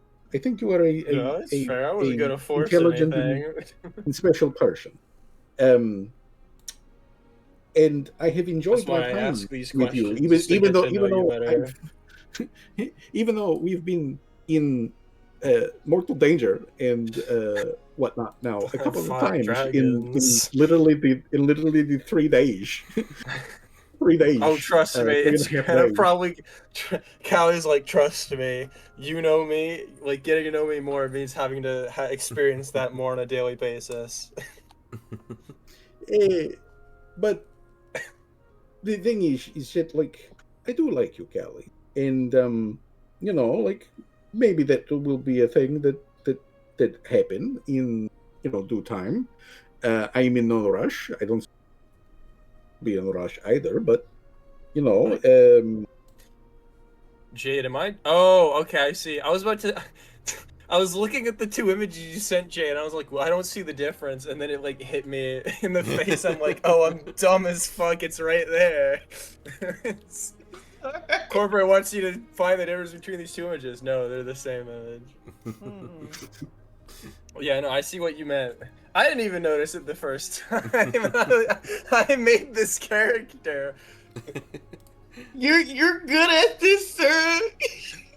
Like when someone draws your character, you're like you always notice if someone forgot something, like in detail.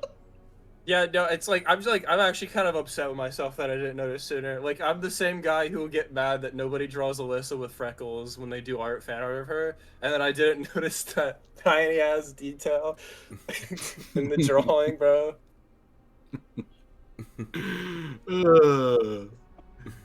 Hell yeah. I'll post the update in our chat. But yeah, so after a little bit of walking around, the aquatic humanoids finally do get to the actual market area, and I was gonna say that begin doing the actual doing the actual process getting the marketing. stuff. Yeah, I was just gonna say that Callie probably ends the conversation though, which is like, well, I mean, yeah, I know. That's why I'm asking all these questions. I want to get to know you better. Is it still 7 a.m.?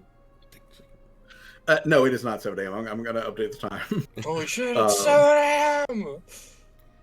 No, at this point, it is on about I would say we'll just sit at 10. So it's a little bit before noon. Callie,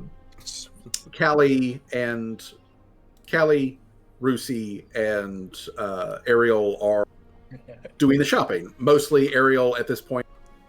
Because she knows the place. Find this, I know this, so on and so on. And she's basically just leading you guys around. Meanwhile, back at the bunker,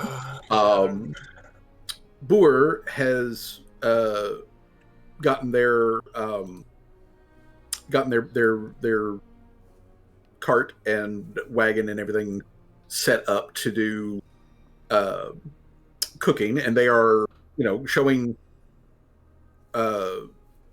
Torque around all of the like tools and whatnot, so that like Torque has has enough passing familiarity as well as assistance to be able to make the cake once they've got all of the various ingredients. And so while they're kind of embroiled in doing that, kind of like off to the side, the remaining party members, Seamus, Rosie, and Laria, while you guys are just sort of like, chillaxing in the main room, Graph Gear comes in from the outside area and comes over to, there is person here to talk. I don't know who talk to.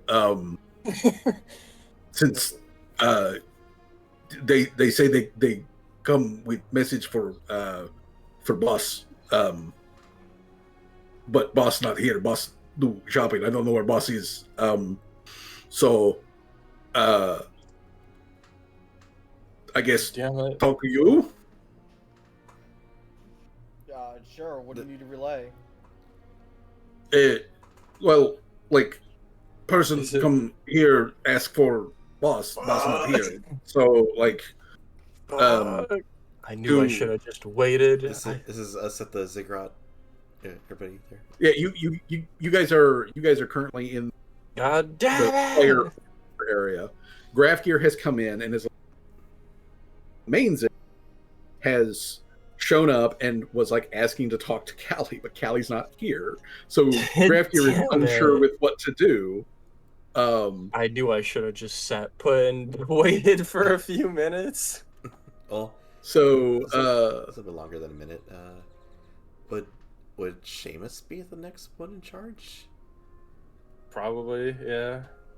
I mean, I guess situation. I imagine Callie just wrote. She was like, in case Graphier comes, ask them these questions, and it's just like crayon scribblings in a little notepad. So the one that's like the clearest question, like the one with like the most perfect English, in the crayon scribblings is. Ask them if they want us to smuggle goods for them.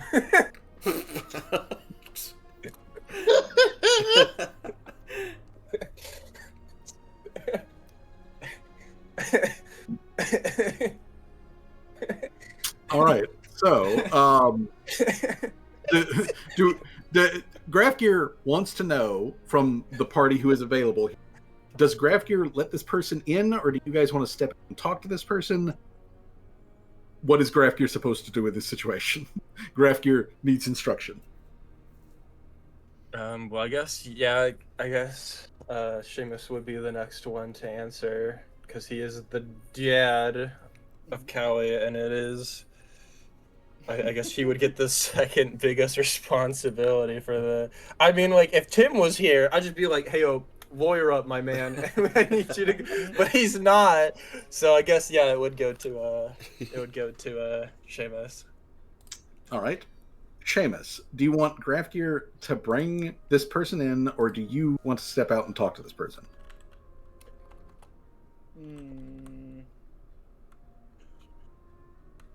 Yeah, sure, why the fuck not? Bring him in.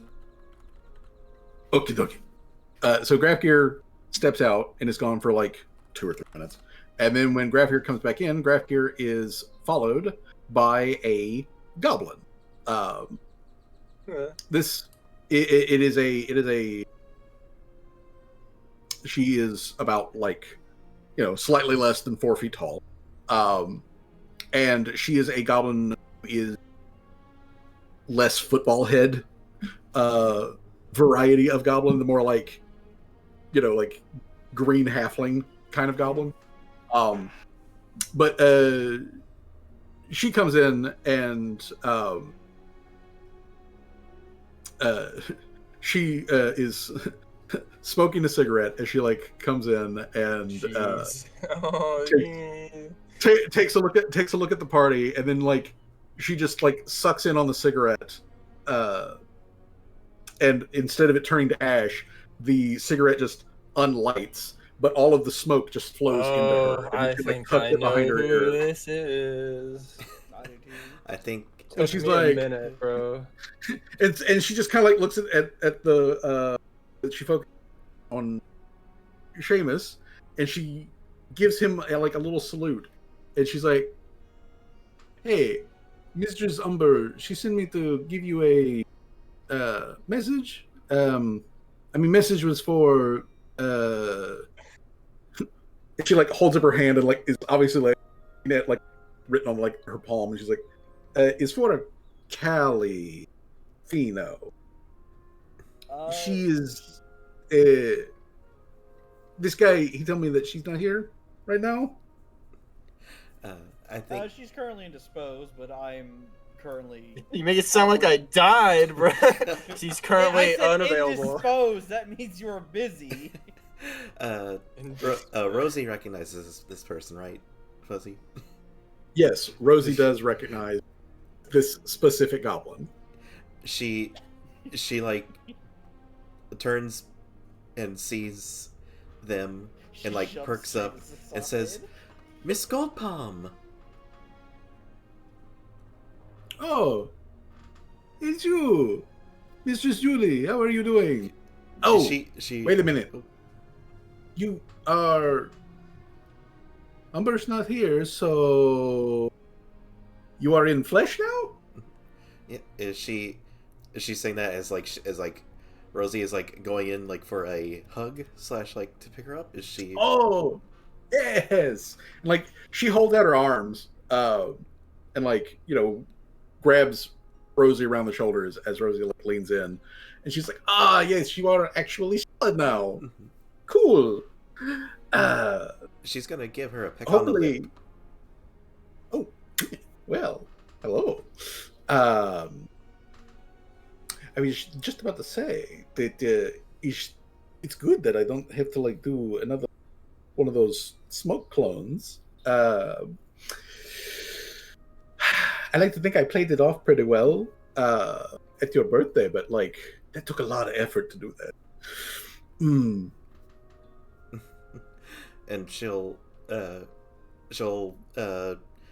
set her back down and be like, "Oh yes, everyone, this is Miss Goldpalm. This was a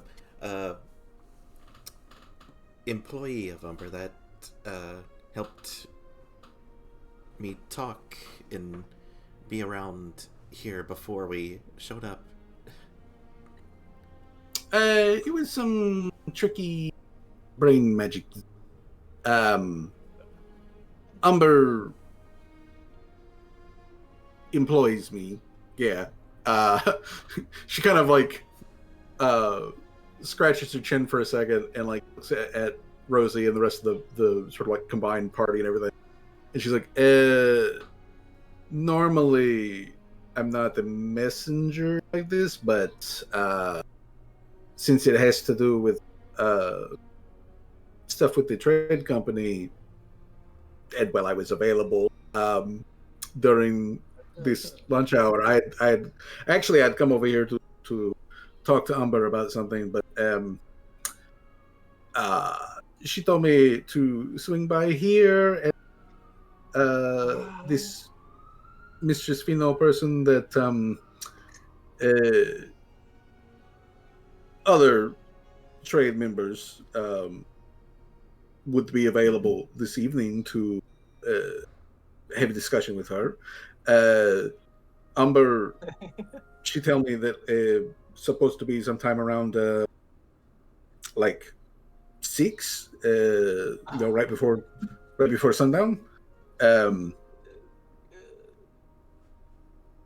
So, can I trust that you guys will give this message to your companion, this Mr. Spino person? I was told, and again she like holds up her palm to like squint at like notes that are like scribbled on her hand. She's like, I was told that this Mr. Spino person is, she has a fish tail, butt tail.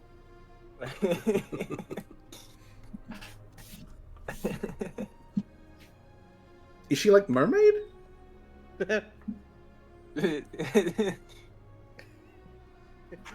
Why is no I don't one know. saying anything?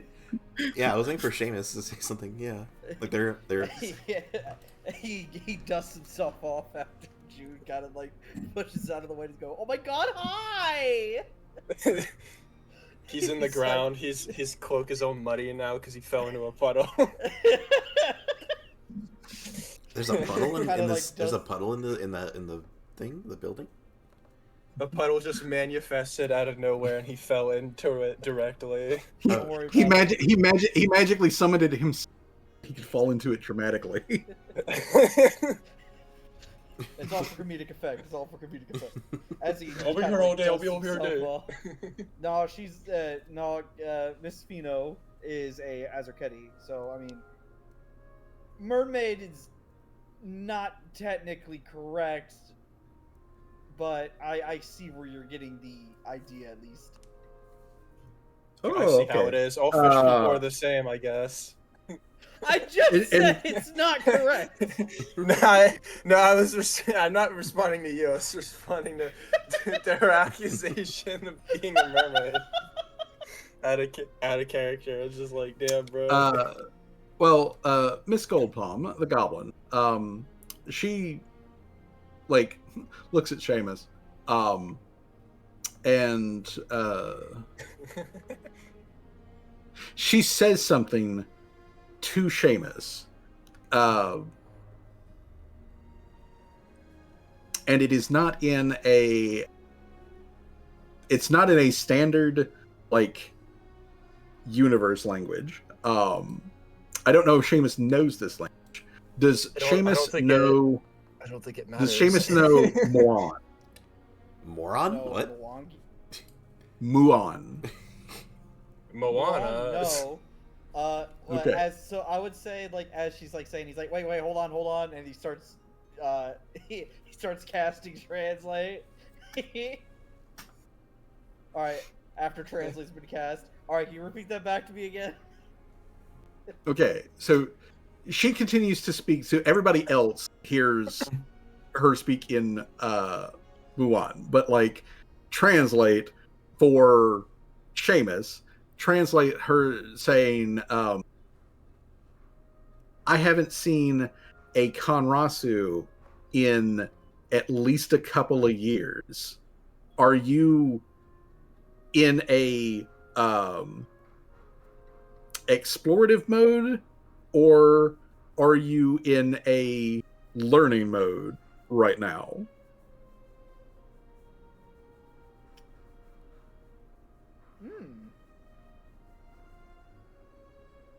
You know, they kind of out of character, like thinking about it as Seamus, like I think after all his deaths, I think he's probably, instead of being in the ones and zeros, he's in a quantum state.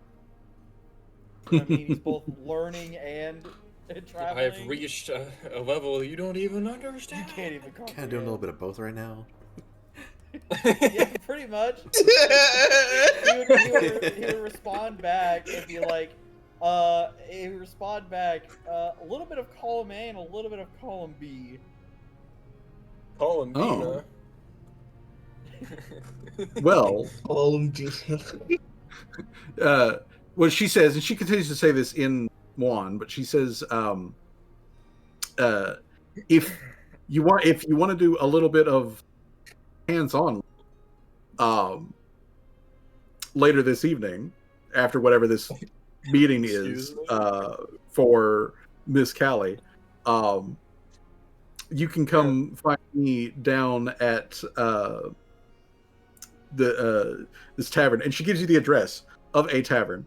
Hey, yo. And she's like, you can come find me down there if you want to do some hands-on learning. And when she says that, she does give Seamus like the like up and down like what you got under the robes, boy. Kind of like a third hand. Those are your free kind of like gaze. She wants to see if his bark is worse than his bite. Yeah. Oh god. Oh, that's a dumb joke. It's a half plant. It's so dumb. That's so good. What can I imagine Seamus during sex is like? Hold on, let me show you a cool trick, and then he just grows a peach tree. Oh god, this is the session of all time. Normally, We derailed it like 5 times now. Oh my god!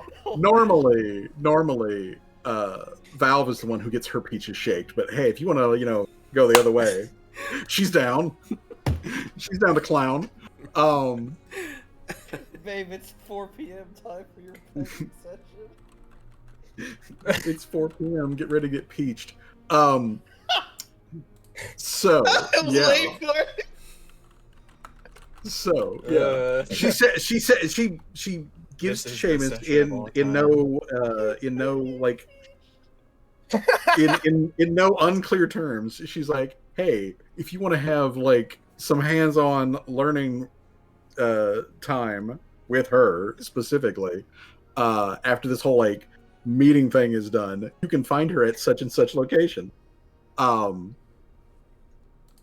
But and she gives like she gives like a like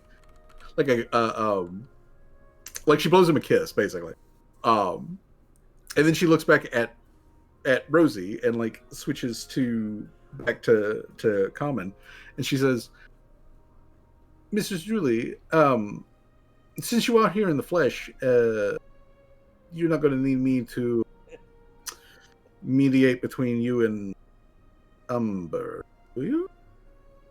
I mean, I still can. Like, do you? Well, we won't need any smoke tricks, but I definitely wouldn't mind mediating with you later. Okay. Just in case your tall barky friend over here doesn't.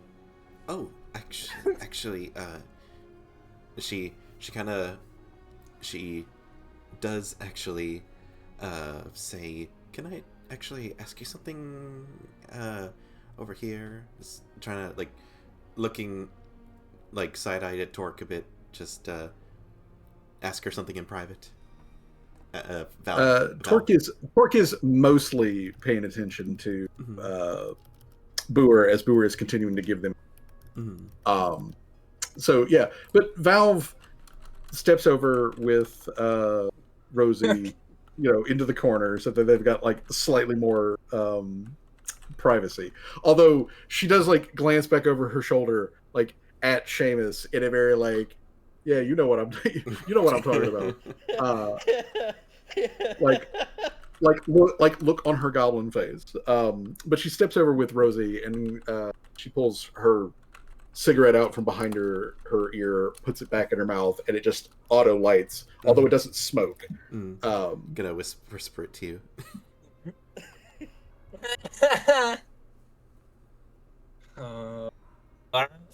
Okay.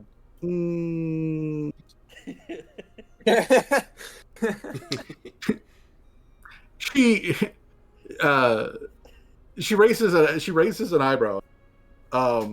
It's basically what she's asking, just straight to the point. But she's basically asking for her services. She thinks about it for a moment, and then she whispers back to Rosie that normally she charges for that. She was definitely offering to pay. Oh well then. Yeah. She was going to give you like friend discount, but like okay, but if you're willing to pay, he was gonna. Oh, but if But you're if you're- offering but the if you're friend willing to pay, discount, I'd make it worth your while. Still, if you're offering the friend discount. Yeah, friend discount. Mm. She was asking for 2 shawarmas and a Coke. That's what she was about to ask for. And then, I and then she mean- said, she heard you say money, and then she was like, wait, no, never mind. Actually, honestly, 2 shawarmas and a Coke would not be bad pay whatsoever. But yeah, Valve says that that's fine. She certainly does not mind doing that. She'll just need to make sure that she doesn't have any schedule conflicts. Mm-hmm. She says specifically, she does say to Rosie that like Umber has had her on a job, but she's pretty sure that job's actually done now. But she needs to talk to Umber about that. So assuming that job is now complete, then yeah, she can 100% provide that service. All right.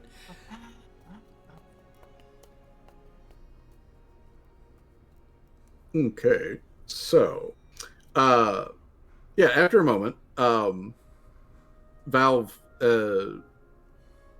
like pats Rosie on the hip, and she says that it's very good to finally meet you, Mr. Dooley, in the flesh, and I look forward to this little gathering. But as she's like starting to like head back towards the door, she's like, just remember, the Cali, again, squint at palm, Fino, that the merchants, they will be by to talk with her about sundown, about 6 or so, and maybe a little bit after that, I'll be down at down at the tavern, and she kind of like looks at Seamus, gives him the eye of like, I'll be down there after that. But then later, I'll come by and do that other service. So I'll see you tonight. And then after that, she finally lets out just like a more smoke than her lungs could physically hold from the cigarette, which she's had lit, but has not been generating smoke. But now she just lets out, like a fucking steam engine, like a fucking chimney. What do I imagine it's like how Juice WRLD was portrayed in the Hate Me music video, where he's just like, it's just constant fucking smoke coming out of his mouth. I mean, yeah, it is kind of similar. It just, and also like, it doesn't matter, but like, it is a like a sage and mint, more so really than like tobacco kind of like scent to the smoke. Yeah, so it's a more sagey, herby smell, with a little bit of sweetness from the tobacco. But either way, she lets out smoke, and she's gonna go let Umber know that she delivered the message, and hopefully one of you guys will then deliver the message again. Yeah, I hope so. So yeah, Valve, the goblin lady, steps out to go talk to Umber, and as she is heading out, slightly, like across town, Callie and Ariel and Rusi are basically collecting the last little bits of the stuff that they have been sent out to get, and will be coming back to join with the party here in about like 30-ish minutes. So I'm going to go ahead and move the time forward 30 minutes. So we're at like about 10:30. And that's when everybody is finally back at the building, except for Valve, who has since left. So I leave it up to you guys to tell Callie that she actually has a time for when she needs to. Because I think Seamus is just fucking stun locked. He's like, huh? Yeah, not gonna lie. Callie, That was surprising. Callie like looks at her dad like in the corner. He's like, how long has he been like that? Like, what happened? You just see the Windows fucking dots spinning. Yeah, it keeps booting up, but then it crashes again. And it boots up, and it's just blue screen, and then it goes through the process of restarting. Well, it's just the Mac OS spinny beach ball. Yeah, the beach ball one. Yeah. Rosie goes, well, I didn't speak the language, but if I had to take a wild guess, I think a goblin asked your dad to hook up.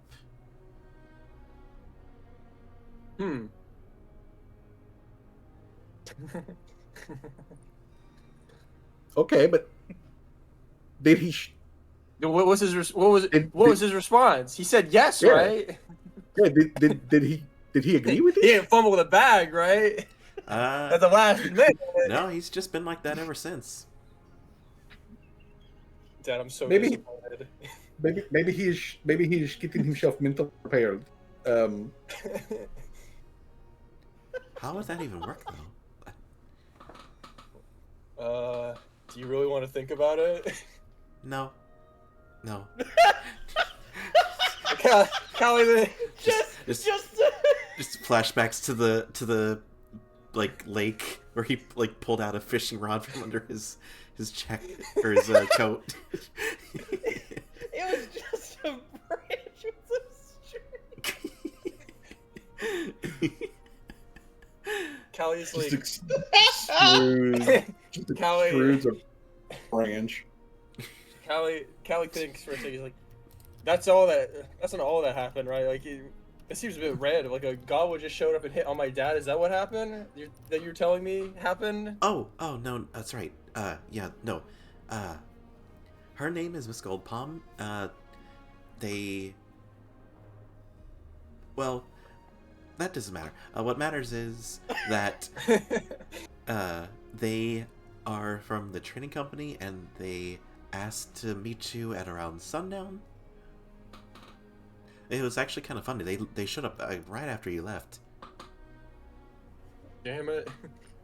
I told you I should have just waited a little bit, she says, pointing a finger at Ariel. Well, I mean, we didn't miss it. We still. I mean, guys, I guess no foul harm. I guess. Was there a specific time where they just said sundown? Actually, do they actually have like an actual like standard clock like time thing? Roughly 6 p.m. Roughly 6 p.m. Yeah. I just wanted to make sure. Yeah, and I only asked because Callie doesn't want to be late. And to be clear, the meeting is supposed to happen. The main in Umber's main the merchants are coming here to where the party is sleeping. They're going to be at the ziggurat, and that's where Callie is there because Umber is going to be the whole thing. All right. So I will make sure to show up for that then. All right. So then this is the point where I need to ask the party if there is anything else you guys want to do before then, or do we want to move to what is basically the meat and potatoes today's session, which is talking with these guys to, let's remind ourselves, to based off of the information that Callie gets with them on which way the party is going to go after this, or either checking on the leads that come from Cloud Dragon, or letting that sit and fester and go after the main quest. Is there anything else that you guys want to do during the day? I'm good. I am Okay. good. Seamus. All right. Seamus, anything? AOL dial-up noises still. All right. Laria, anything? Where you just What smacks are them. we doing?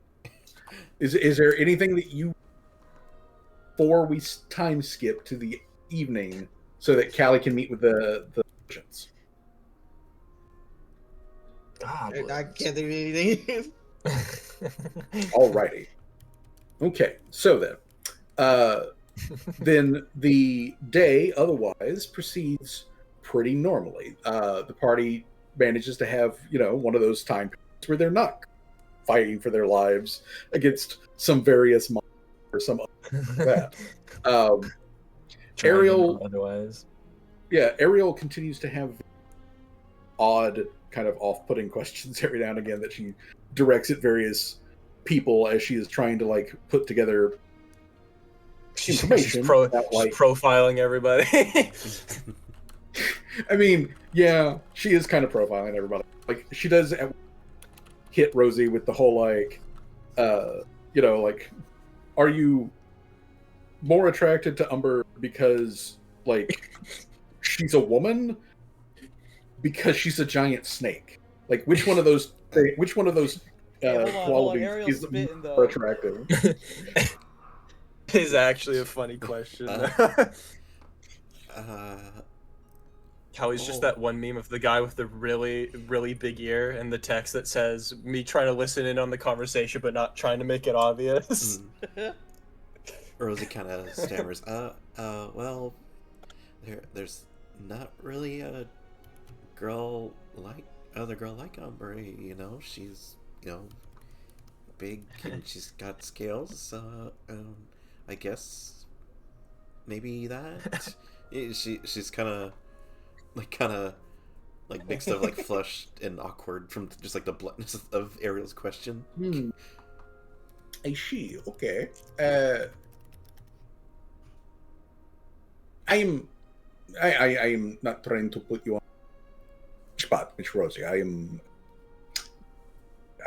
trying to learn more about Callie's French, and also I am about surface customs and cultures and stuff like that. You are basically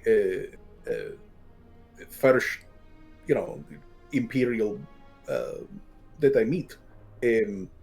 So I am curious on how we'll do things on the other side of the world, where and also most Azure Kitty are apparently also members of empire. This is why I am asking these questions. I am not trying to embarrass you. If I ask you something that you don't, I am okay if you say no. I should have told you that first, but it's fine. It's fine.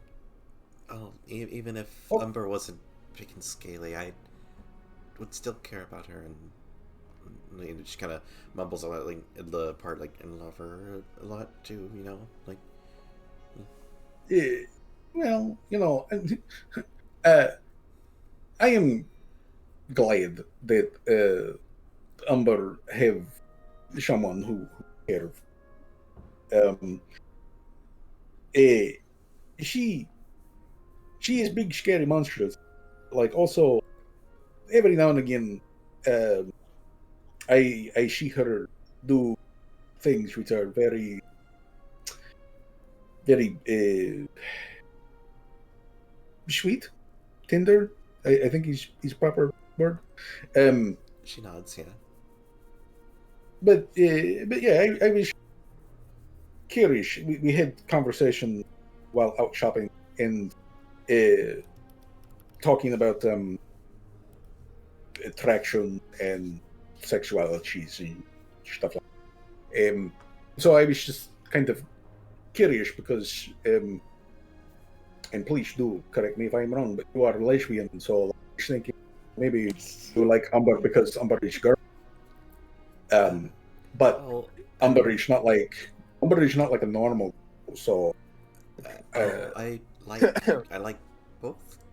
I like both. I guess it's okay. it, Like like me store, like me store like both. yeah. She just like how just how like Blush's like, oh, so that's like just it's just so, like funny. Uh, Uh, well, yeah, okay. Maybe I asked Umber why she like. Um, I mean, you are. What was the term that Callie was teasing her brother with? Oh, conventionally attractive. So, uh, I mean, well, actually, that bring up interesting thought. Umber is a unique creature. There are like I saw the other lamias. They while they are morphologically very similar, different. Um, so it's I guess it's probably a good thing that Umber is individuals exactly like herself. Then she might be shit out of luck. I guess. Yeah. It seems kind of sad now that I think about it. Maybe I won't ask her. Actually, you know what? Scratch that. I can learn that sideways. Anywho, actually, that reminds me. That is another question. But like I say, and in this extend to everybody, if I ask weird question and you don't feel comfortable answering question, you do not have to. You don't have to explain yourself or anything like that. Like earlier, I asked this question to I'm not sure what is appropriate phrasing, but to the one with the the one who is I believe Nephilim, Nephiflum. Boer? Yes, Boer. Boer, weirdo, and I mean this with love, but like weirdo has a tail which is tentacle with octopus suckers on it. My tentacles don't even have suckers on them. I feel like I should be insulted. Anyways, I asked them similar question, and like they tell me that they are attracted to the other guy. What's his name? Tommy? Tom. Yeah, that guy.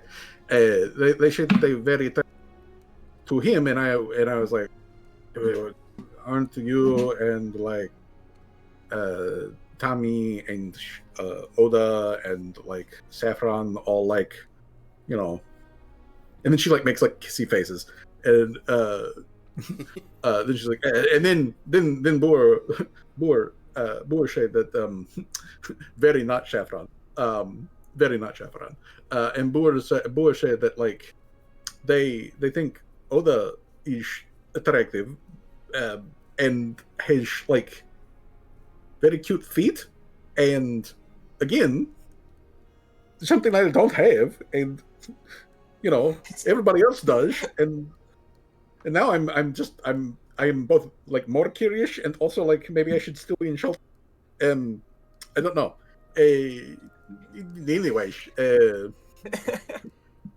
Anyways, thank you for indulging me these questions. Such a goober.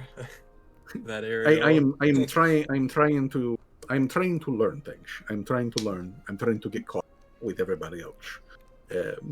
It's okay, Ariel. I know you're not trying to be rude. You're just being curious and trying to understand. so it's okay. If it ever crosses the line, as they say, we'll let you know. But so far, it's been all right. Okay, good. Because, like, I don't want to make I don't want to make enemies out of Kalish friends. You all seem like very good people. You all seem very nice, and you you're all kind of funny, and I like you. But but yeah, I know that sometimes I can be a bit annoying with the questions. So I just want to be clear with you that if you do cross line, just say so, and I can understand that, and I will not be like insulted or anything like that. So I just want to be clear about that. But thank you for answering, for putting up with it. I'm just trying to like I say, I'm just trying to get caught up and figure how all you people work together. It's very interesting. You are like a what they call troop, like monkeys, and you all work together and in combat, and you all play different parts, and I don't know if you work like well-oiled, definitely work very functionally, and I find this to be an interesting sort of relationship that I have. So I'm just trying to figure out sort of the interpersonal bits of it. So, yeah. Anyways, thank you, Roger, for putting up with it. And then Ariel proceeds to wander off, and then people hear her in the background asking Jamal if he is an old dog man or a young dog, because she still hasn't been able to really figure that part out. Because she's been made aware of the fact that there are short dog men and there are tall dog men. She doesn't know how to calculate that yet. But yeah, otherwise, time passes. All right, so we get. Why did it go black and white all of a sudden? Because it's sundown. The sun is starting to go down. Well, it's just for some reason when you went forward in time, everything went lost its color. I'm like, no, it should still have color. Even if it's dark. Yeah, it does follow. Which, by the way, it is a new moon tonight. Oh. A new moon. It is a new moon tonight. That's cool that it keeps track of the moon phases and stuff. That's actually, yeah, that is really cool. Yeah. Yeah, so it is a new moon tonight. So around 6, as the sun is going down, the moon, although it being a new moon, it's very, very, very faded out. The reason that they'll see it is because the moon, just to remind everybody that Halflus has a classical fantasy world fucked up moon. And their classical fantasy fucked up moon is that their moon is geologically active. There are volcanoes on the moon. So there are lunar volcanoes. Cool. And that's cool. The lunar volcanoes, they spread fresh lunar obsidian all over the surface. So the moon actually doesn't have a lot of crater marks on it because it's being constantly resurfaced. And occasionally, when that crust of obsidian gets thick enough, it will eventually start to crack, and that's when they have a red moon. Is it cracks, fresh lava comes up, and then it bursts off of the moon, and it eventually comes and rains down across the planet. That's cool. That's so cool. And at the moment, you bring up the moon. That reminded me that in my other Pathfinder game, one of our other PC players was getting like visions of like the moon with like a face, and he was getting haunted over and over again. He kept looking up, and the moon kept having a face, and like the whole time, me and the other PC character were just like gaslighting him into saying like, "Dad, no, the moon doesn't have a face. You're just kind of being weird, bro." The entire fucking time we were like, "Yeah, no, bro, you're just being weird. There is no face on the moon. What are you talking about?" What are you talking about? But yeah, so in its faded out form, it's not completely covered by the obsidian yet, but there are large swaths of it, and you can see the little red vein lines going through that, even as the sun is still kind of up and you're in a new moon phase. You can see some of the cracks starting to form. So eventually it will happen, but at the moment it's just, partial and whatnot. But either way, this is just floating in the sky silently and normally as the party goes over to the main ziggurat. And inside of the main ziggurat chamber, you have Umber, you have Akevi, the other regular Lamia. There is the Kitsune woman who is one of the advisors, Umber, as well. She hasn't really had very much interaction with you guys, but been just kind of there on the side. She is, again, just kind of there on the side. She is sitting off in like one of the side like bleacher areas, just sort of, chilling, watching things, just observing. But down in the main floor, there are 3 members of the Drogue's trade company. 2 of them are hobgoblins. One of them is a goblin. It is not Valve. This is a male goblin. He is full foot. He's what? It cut out. He is the full football head version of goblin. Every time you keep saying football head, I just think of Stewie Griffin. It's Stewie Griffin, Hey Arnold, either one that you want to touch base on. But they have wide, oblong, football-shaped heads. He's got the the red beady eyes and all that sort of stuff. He is dressed like to the nines as a pretty well-off merchant. The other 2 are kind of similarly well-dressed as like well-to-do merchants. Like I said, they are both hobgoblins, which are similar to goblins, except that they are like man-sized. And one of them is female, one of them is male. They are, like I said, they're all well-dressed and whatnot. So when Callie shows up, Umber introduces Callie to the everybody. This I is Callie. imagine Callie did up her hair and then wore something nice. Wants to make a good first impression. But she introduces them. Yeah, Umber says to everyone, this is Miss Fino, Callie Fino. She is a crafter, forgive me, Miss Fino, what would you say is most relevant title here? I guess inventor of select goods, I guess, and merchant, I suppose, of select good of God damn it, the meds are fucking wearing off again, and so my fucking jaw's hurting a bit. Well, she says, she says, and merchant of said select goods that I craft and construct in my workshop.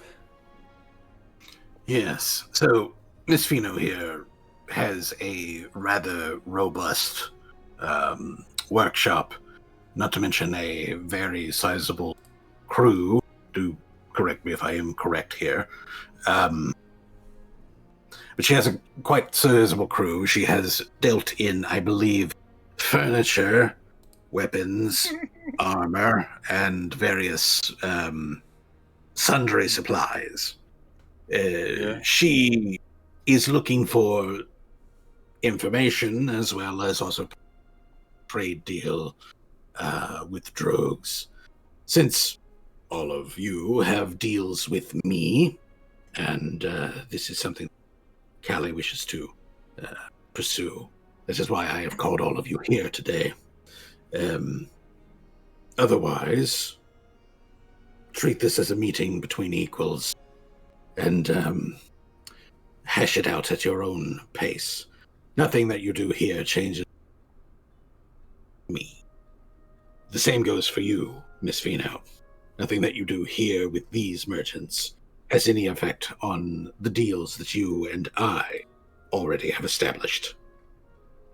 Okay.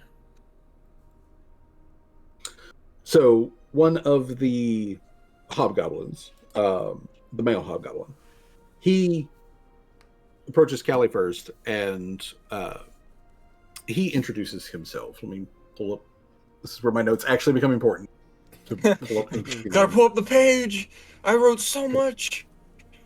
Okay, so let's see here. This Callie yeah. does a customary greeting for the. She did a bit of research before.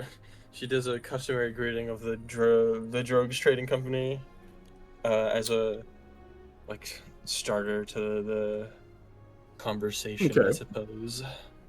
That is actually a. If you would go ahead and make a performance check, and I'll give you, and I will give you fortune on this. So roll twice, and we take the better of the two. Okay, fortune, performance. Where are you? There. Oh, jeez. Okay. Well, it's not awful. It's not awful. That's. That is. awful. We mean ooey. It's like the best it's probably gonna get. I didn't say ooey, I said a. Oh, it sounded. My bad. I don't know why. Well, It's just to me, it sounded like. still Yeah, a it's fine, 30, it's fine. a 30 is not bad at all. Yeah. Okay, so the hobgoblin, his name. All right, here we go. All right, his name is Morlock. Morlock. And- Jeez, that's that's such a title to give to a goblin. You'd think you'd give Morlock to like a dark wizard or something. Well, Morlock here is he introduces himself as he is the head of foreign developments in the Drogues Trading Company. We're in development. Foreign Crazy. development. He is head of foreign development, and specifically, he is also the project lead for commerce with politically motivated foreign bodies, which he indicates Umber. That's that, and also specifically when it comes to his merchant sort of focus and skill set, he is primarily a dealer in siege weapons and gemstones. Those are his two bases. Well, I think me and him are gonna get along because I like gemstones and I like siege weapons. Everybody loves gemstones. Everybody loves siege Which is, weapons. it's funny because those are two things Kelly's already dealt in. Technically, she's already dealt in those two different things. So yeah, no, I think this is gonna go along swimmingly, hopefully. Okay, so Morlock then introduces female hobgoblin. More or is it more lock? Morlot with a T. Okay. Morlot. The female hobgoblin, her name is Sakla, Just to go ahead and spell that for you, that's Socla. Socla. She specifically is a dealer in farming equipment, farming goods, which includes actual produce, livestock. Oh hey, Callie's dealt in that too. That sort of thing. Oh god. So she handles that, and her agricultural department is the department that has the oldest deal with Umber. Umber apparently imports quite a lot of food from them. So she's quite proud of essentially that. Well, this guy might be a higher rank than her. Her department has the biggest profit margins. I mean, it's agriculture. Literally everything is kind of like, situated on top of that. Like if agriculture goes bad, then everybody else suffers essentially. Yeah, everyone might love Jim siege engines because they're all like big and cool and everything, but everybody's got to eat. Yeah, you got to feed the people moving those siege engines. Yeah, so she's head of that, and the third one, the goblin. The third guy is just furniture for some reason. No, his name is Dragtag. What the fuck kind of name is that, bro? Were you like a criminal in your past life or something? Were you like a speed racer or something? Oh no. Well, I mean, I was not a racer, but I was well, in the Empire I was, but in the trade company, I'm actually head of foreign developments for alchemical substance. I am currently working with Miss Sokla to develop enhanced food products. I'm liking these guys already. As a matter of fact, I was asked to bring a couple of examples of these advanced food products for you, if you would like to try them out. I promise you, they're not poisonous. Although you might think they're poisonous. Can I do a craft check on it? Sure.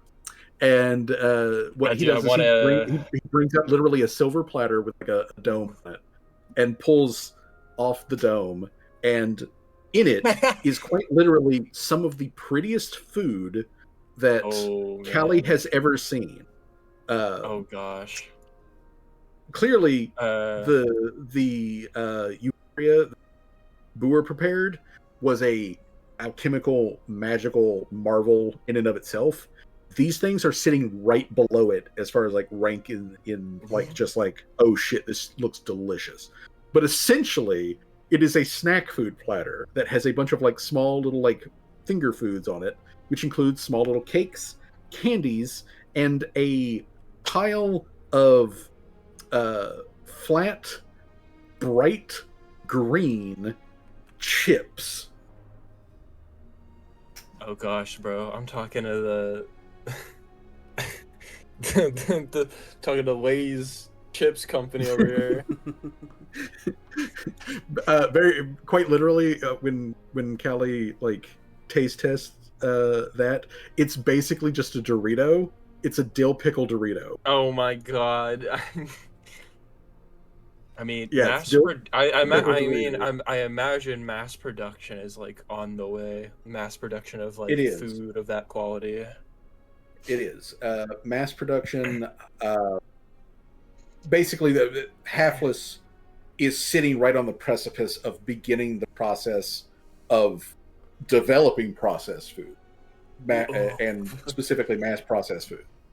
And so this guy is a food scientist who basically is just a drug dealer a drug dealer and developer who has now moved into the I'm making practically addictive. Oh, he's that's that cool, kind actually. of I mean, basically cool... he's an alchemist when you get down to Yeah. it. He's just straight up Okay. an alchemist. That's cool. But yeah, they offer this like platter to Callie and anybody else who's there, where they I imagine again, they've got like little Debbie's and Doritos. Oh god. yeah, that's what I was thinking. I was like little Debbie's. There's a Twinkie there for some reason. Callie, Yeah. I imagine. I also like rolled that craft check because I wanted to do like a bit of an to impress them a bit. Be like maybe Callie's like listing off things like it's like, oh, that tastes like, and then like lists ingredient or something like that. Like that kind of stuff to like impress them of her like alchemical and crafting such abilities. Yeah. So when you go through it, like they are not in the least bit like insulted or anything for Callie wanted to pick these things apart. They are actually rather impressed with Callie, and also just they want her opinion. You know, they like, hey, you're a crafts person who we've been told is a certified master. You know, we would like some feedback, honestly, from you. So they're 100% down. Callie does How to like, process food? Oh god. But in character, Callie's like, I gotta get in on this. This is money. Holds up a Dorito like to the light and's like, this is the future. This is where the real money is. Think of all the possibilities, bro. In the God. I imagine in the future, like imagine like in the 150 years in the future, that somewhere on Halflus someone will walk into a corner store and buy a bag of chips, and instead of it being like Doritos nachos, it's like drag tags nachos. Dude, but it's basically just fucking Doritos. Dude, me and a friend had a conversation about this, like sort of similar to this. We were like, I wonder if grape soda still exists in like the 40K universe, and like we were thinking like it probably does, right? Like you probably can make like grape soda. It's just that like the process is like you gotta pray to like the tech god or whatever to bless your fucking like machine to make the grape soda the right way or whatever. Like Omnissiah, make this drink fountain spit out the flavor that I want. I mean, yeah, probably. That's how I imagine it's gonna be in the future for Halfless. There's just like these long processes where they gotta pray to like a tech god to make their little Debbies correctly. But yeah, essentially these merchants are have deals with Umber, which probably also revolve around these. The one the agriculture one is the most obvious, but they otherwise are merchant representatives of the Drogues trading company. I guess to get Callie would give her opinion, like I definitely see they're very tasty, very good, and I see like a lot of potential with these. I could definitely see striking some deals with y'all about maybe distribution or something like that, or helping with the process of spreading such foods around.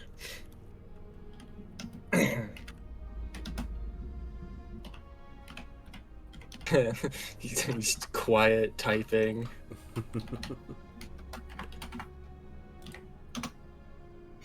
But yeah, so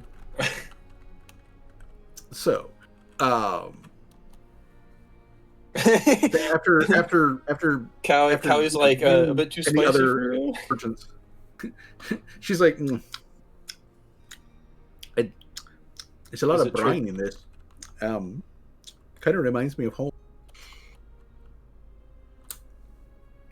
I don't know about this other flavor in here, but the brine is good, like that. But either way, though, these Callie and these other merchants trade cred with each other so that they know what page they're on. But after that's done, though, the main guy is like, "All right, so Umber has called this meeting together. We're here. We've gone through the pleasantries and our handshakes. Yes. Why are we here?" Okay, that's when. Which item was it that had the maker's mark on it? It was the runestone. Okay. Callie, after all the pleasantries, she pulls out the runestone with the maker's mark on it. Oh man, I'm just wondering if I should tell them that this was on a dragon that attacked the city or whatever, or if I should maybe not say that. Hold on. That is public knowledge. That is public knowledge. Oh, okay, yeah. Okay, I was about to say, yeah, maybe I don't mention the. Okay, Callie's I saw, as you are probably aware, the city was well, not necessarily attacked, but was being stalked by a storm dragon, and she dropped a lot of items in her escape, hoping that it would distract us. And I noticed that one of the items was a runestone that had a maker's mark from the Drogues Trading Company. Just seeing if there's anything y'all could tell me about the particular maker in general, as well as maybe giving any sort of like insight as to their dealings, maybe like who are they trading with or doing business with.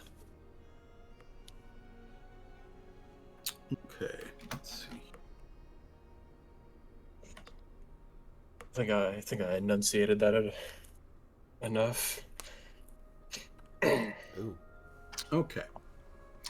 All right. So, Callie gives him this information, and the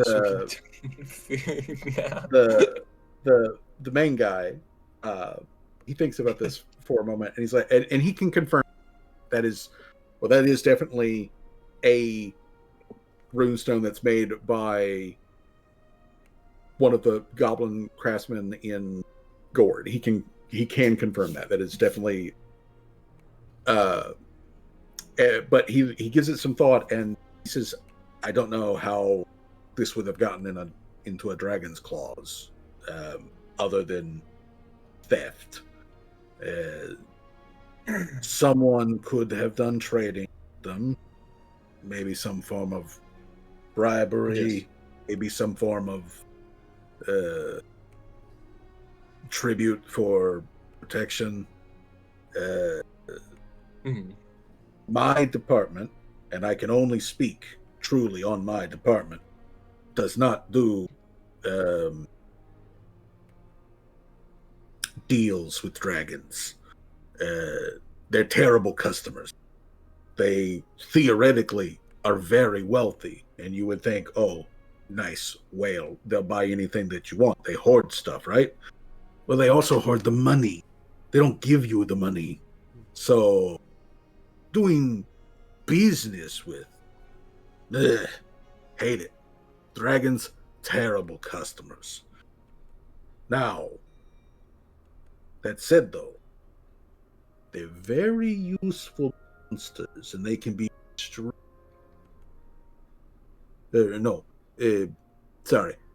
comment's not my first language.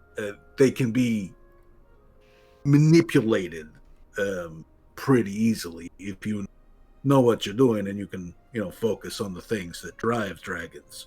Greed being one of them, that hoarding thing being one of them. The fact that this thing dropped it off on its way out, it says to me, and maybe you know better than I do, it says to me, that thing was scared for its life. So, good on you, making it face itself.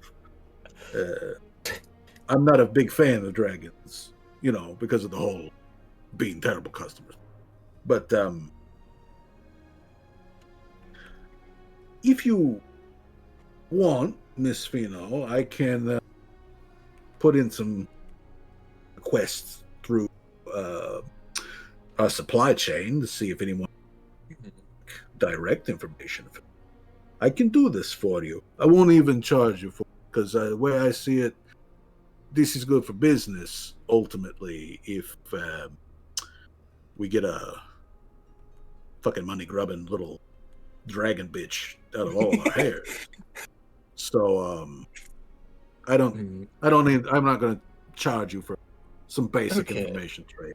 That's perfect fine. Now, you want to do, trade for goods, then we can haggle at a price, but information, I'll put in a request, and I can get that to you. That might take a little time, I'll be clear. Okay. But if I had to hazard a guess, I would say that somebody probably was paying that dragon. Maybe, tribute to leave something else alone, like a caravan. If I had to guess, that's what I would do, honestly. If there was a dragon in territory that I know needed to move goods and people through, I'd be willing to throw some cheap ass shit like this at it in order to get it to look the other way while we're doing business. So that could be what it is. It could be what it is. But I get also why you would ask this question. I understand. It could be some sort of conspiracy going. I wouldn't necessarily say conspiracy, but yeah, we did also see her go in the direction of the Drogues Trading Company as well. See, I don't like that. Not a fan. Not a fan of that. But also, this whole disguising itself as a cloud and peeking in on this city here. I don't like that either. It's we have I don't know, if you Imperials have kind of come across this yet in your growing economy, but in Drogues, listen, we're all employees, but just because we're all employees, that the various departments don't compete against each other, and sometimes you do a bit of what we like to call industrial espionage. So there could be something going on those lines. So maybe Industrial espionage. So like I say, I will put in this request for you. I will find this information out, and I will get that back to you.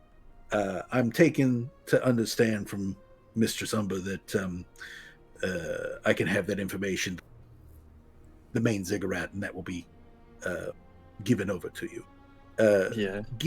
Give me at least 2 days to ask amongst the caravanners and see if anybody's seen or heard anything. I mean, it's a fucking dragon. They're usually not very good at hiding, which is honestly what makes this feel a little bit bad to me. If that thing was able to get in the town, can I do a check to see if there was any lie detected in what he said to me? Yes.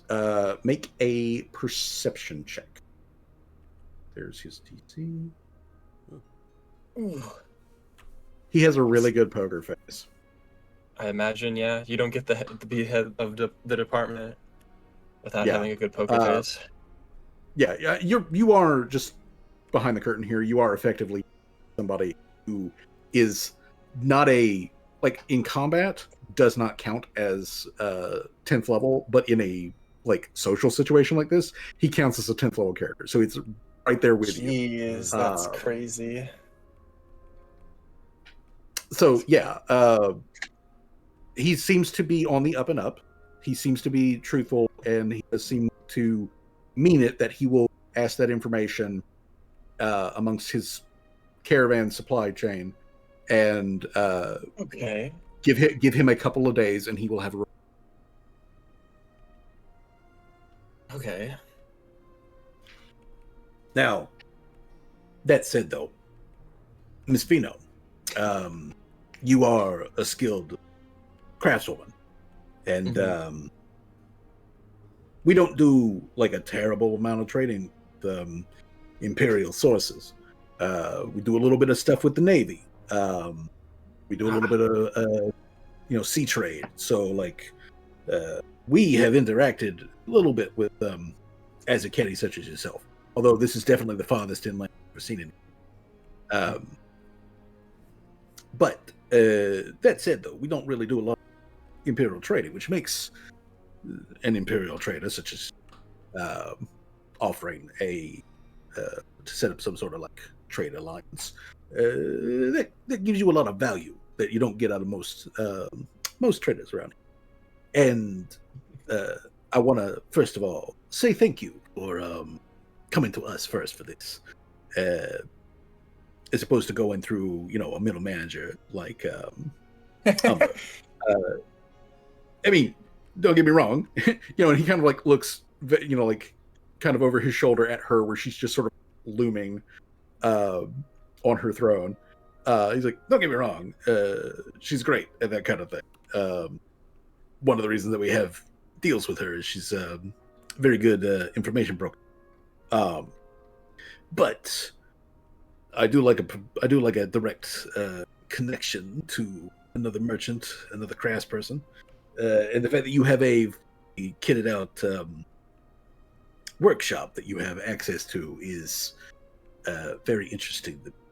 I would be very interested in looking at a if you got one, like a supply sheet, manifest menu, whatever you might call it. Like what kind of things, if I were to place an order, could I place with the Pheno workshop? Callie then is like, oh, I do have that, actually, in fact. And then just like smacks NPC Tim on the head, like, get the book. And he pulls out the big spreadsheet book of Tim just becomes a printer and like slowly like dot matrix out. It's like a copy of the brochure, manifest, whatever you want to call it. But while Tim is providing all of that, what is Callie's will DC? My will DC? Yes. Oh god, it's the food, wasn't it? It's a 27. Okay. Alrighty. I should have known something was up when they said we didn't poison this bird. We don't know if it's this is versus Callie. This is versus Callie. Okay. Sorry.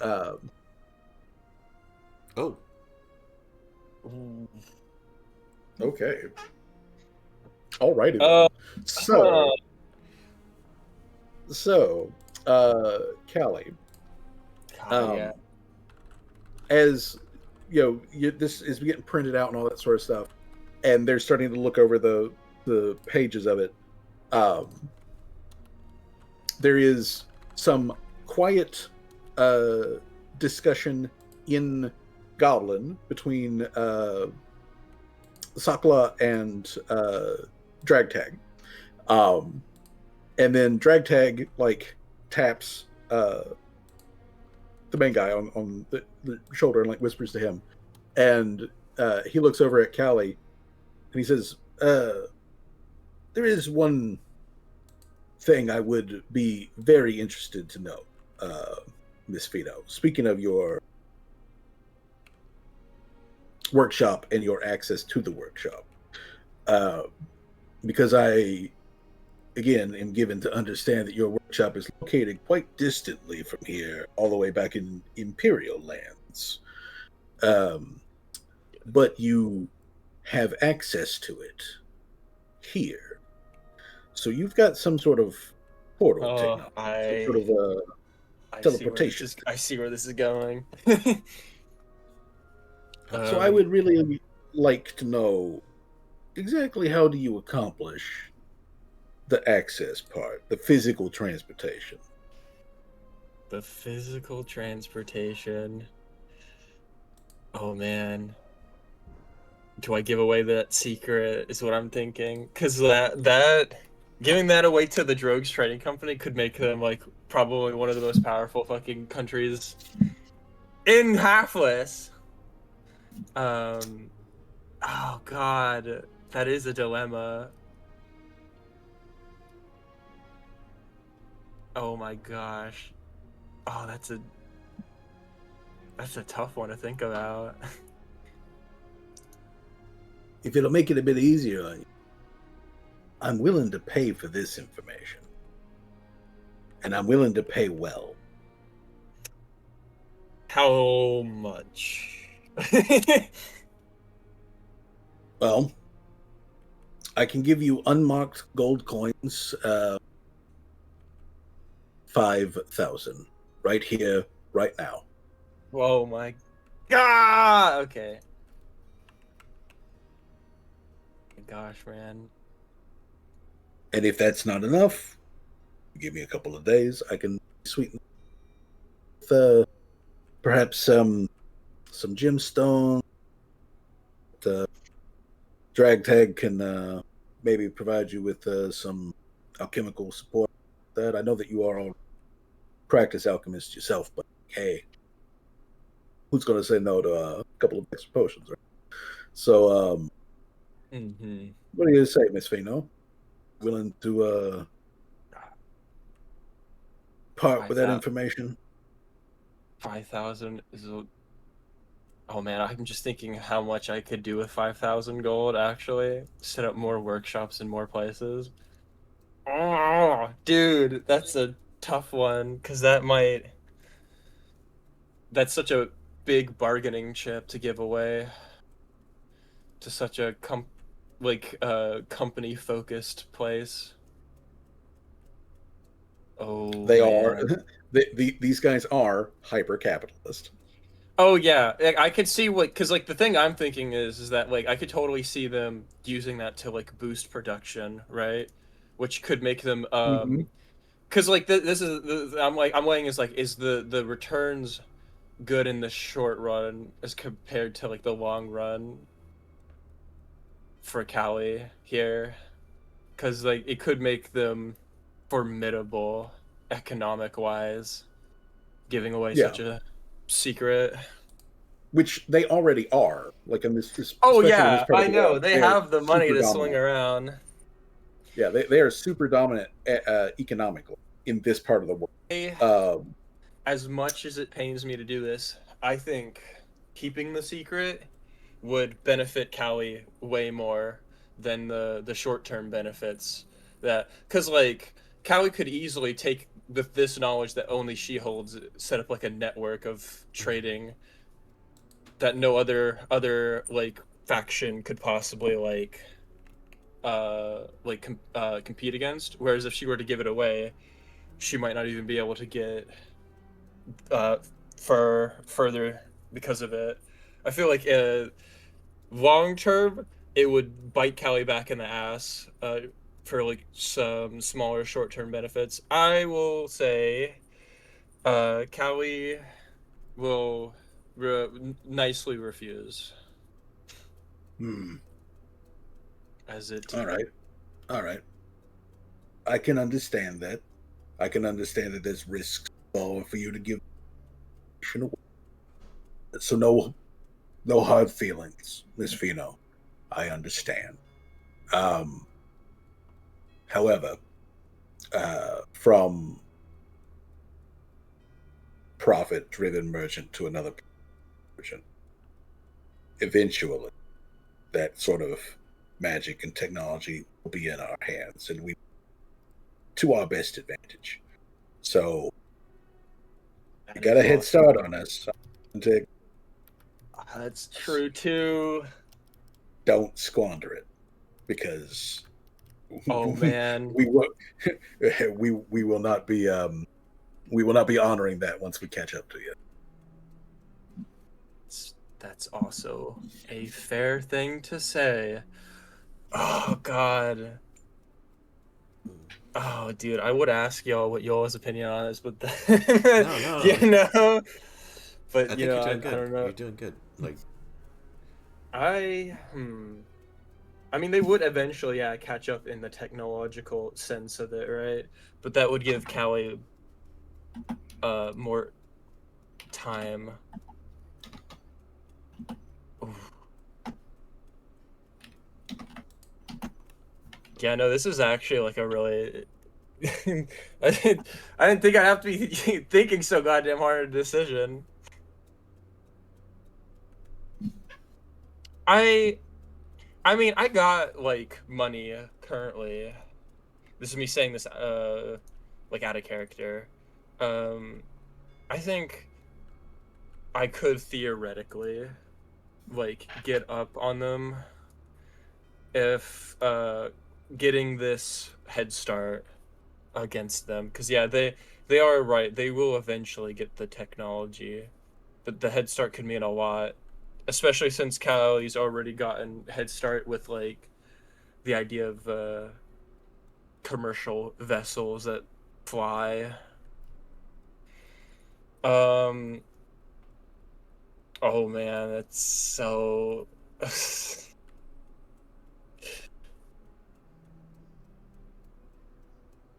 It's straight up temptation. it is temptation, it is tempting. No, I'm gonna put my foot down. I'll put my foot down for this decision. I think it would Okay. benefit Callie in the long run more if she gets the head start over the drugs trading company, because I feel like that will benefit her way more if she's able to get a larger I guess like influence going as a result of the having the technology that nobody else has.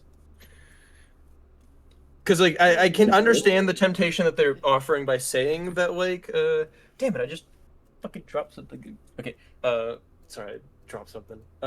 I'd see the temptation in them saying like, yeah, we'll get the technology eventually, but it's also different than like Callie never actually ever ending up using the technology to her benefit, right? Because like Callie's like in the infancy of her like potential as like a trader at the moment, and I feel like if she were to give it away now, the power that the drugs trading company would get almost immediately over her would basically like dwarf her into like non-existence basically, whereas at least with the Yeah. other one, I feel like that would be more beneficial, because at least in long term Callie can get her foot in the door way more, so that even when they do get the technology eventually, she'll still be able to get that increased influence from the start. So yeah, I think I'll put my foot down, say you drive a hard bargain, but I think I'll keep this technology with me for now. All right, Miss Fino. I will put in the request with caravan. Give me 2 days. Give me 48 hours, and I will have information back from them on anything that might lead to this dragon and maybe wherever it picked up this rune stone. Otherwise, I know that you were probably aware of the fact that we're very profit-driven merchants, but we do believe in the rule of finders keepers. And Dragon tossed this out, and you picked it up. It's yours. We're not going to bother to ask for a backer. Okay. All right. So, that all said, while I am sad that we weren't able to get that information off, in 48 hours, I will bring back that Okay. requested information. And I will also place an order with your normal supplies. Okay. I believe that I haven't read through the whole.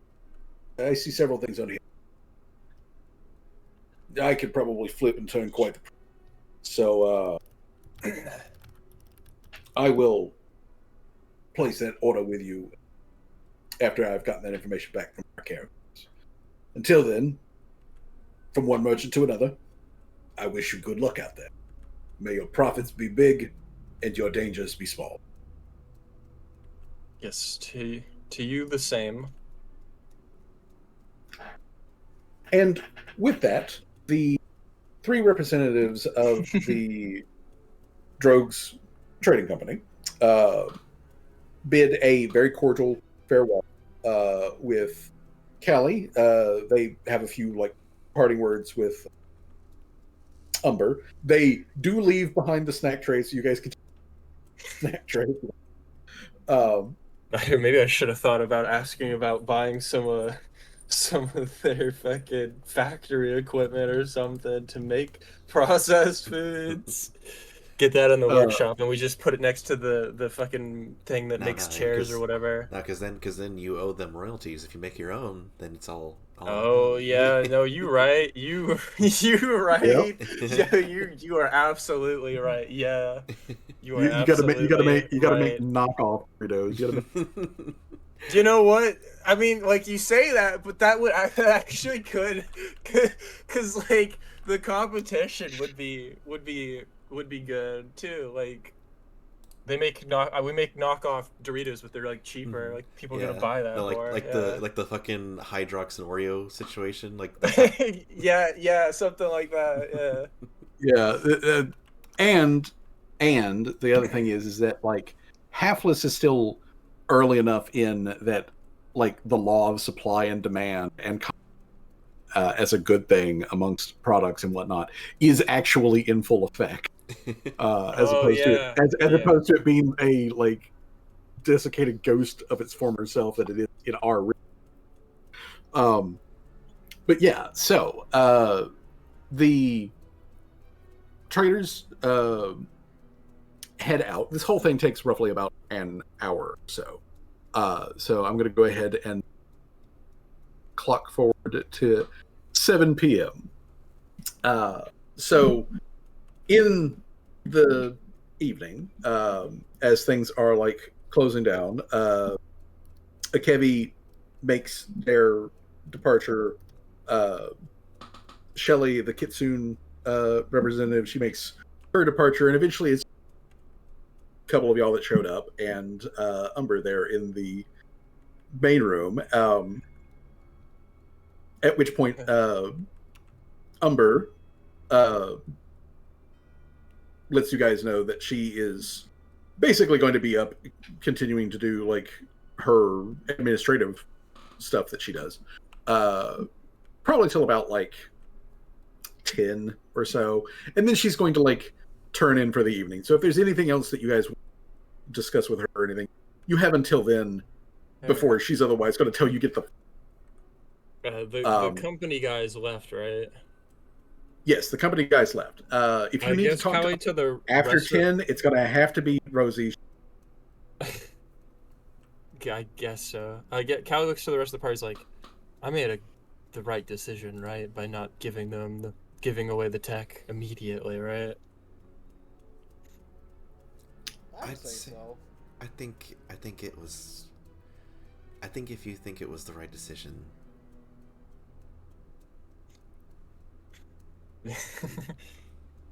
Yeah. Like, sorry, I just see like Fuzzy moving the tokens around. Oh, okay. I think if you think it was the right decision, then just listen to your gut. Yeah. I think it would be a short-term benefit for no long-term gain. I think the long-term benefits of me keeping the tech outweigh the short-term benefits. Like I might not be making profit now, but I definitely would be making more when I'm able to utilize it, even if it means that eventually they will be able to catch up. I'm still concerned about what the hell that will fucking thing was for.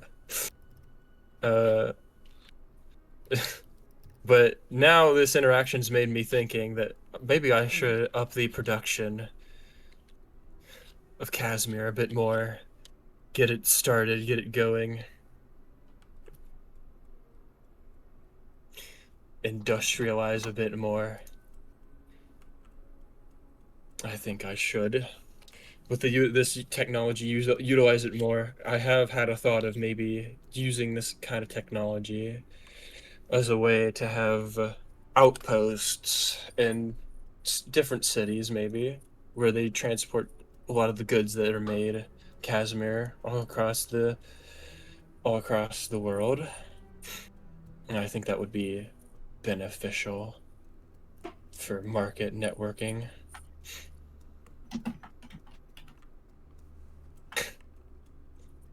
Oh gosh. Ariel Okay. eats so many Doritos that she's glowing. I think She- she's she- always been glowing. She when you guys like are heading back over to bunker, her phosphorescent, her bioluminescent chromophores, they have taken on subtly Callie, like tone to the light. Callie like grabs Ariel's hands like, you think I made the right decision there by not giving away the highly lucrative technology that would essentially skyrocket them into like the next technological age? Well, I think so. I think that was probably the best decision made in the. I mean, 5,000 gold is a lot of money, and they were willing to just give that to you for that information on that the door doohickeys thing that you have. So yeah, like I think that was ultimately the best decision that you could have made in the situation, Kelly. There's a lot of details I admit go over my head when it comes to those kind of things. I am what they call a smart cookie. Like when it comes to business, business is not my forte. So I'm glad that you have had the forte. If someone was like, "Hey, we would like to give you 5,000 gold and like also maybe some pretty colored rocks for like some basic bullshit of yours," I would have been like, "Sure, bet." So I am glad that you had the foresight to think about that. You had the ability to think about the consequences that this action could have in the long run. That shows a great deal of deep intellect on your part, and I find that to be very impressive. I hope it turns out that it is the right decision. Although that said, where is the door? It's on Mr. Servos, who's oh god. It's Mr. Servos is carrying it, and I'm trying to remember where did we put Mr. Servos? Where has he been sitting this whole fucking time? To be clear, there is physically a large storeroom inside of the bunker, so he could just be inside of the storeroom. Oh gosh. Now, so now her asking me that, it's got me scared, bro.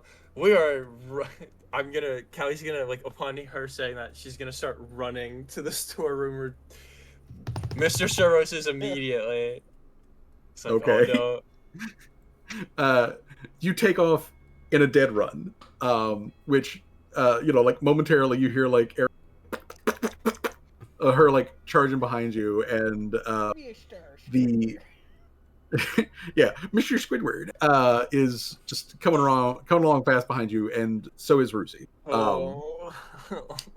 You get over to the bunker, and you like blow through you blow through the main room.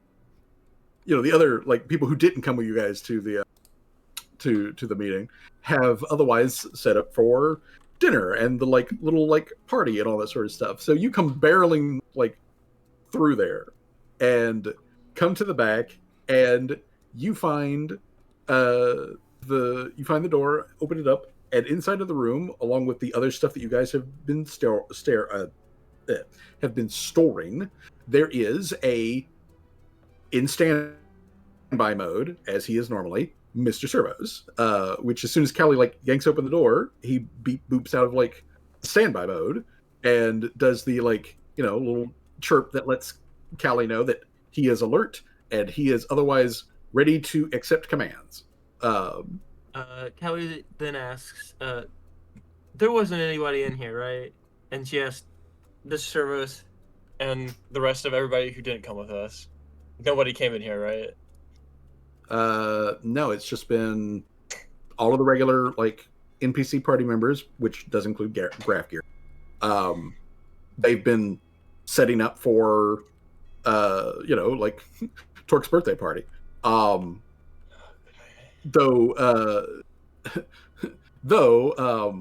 as they're like getting all of that as they are getting all of that like done, hello?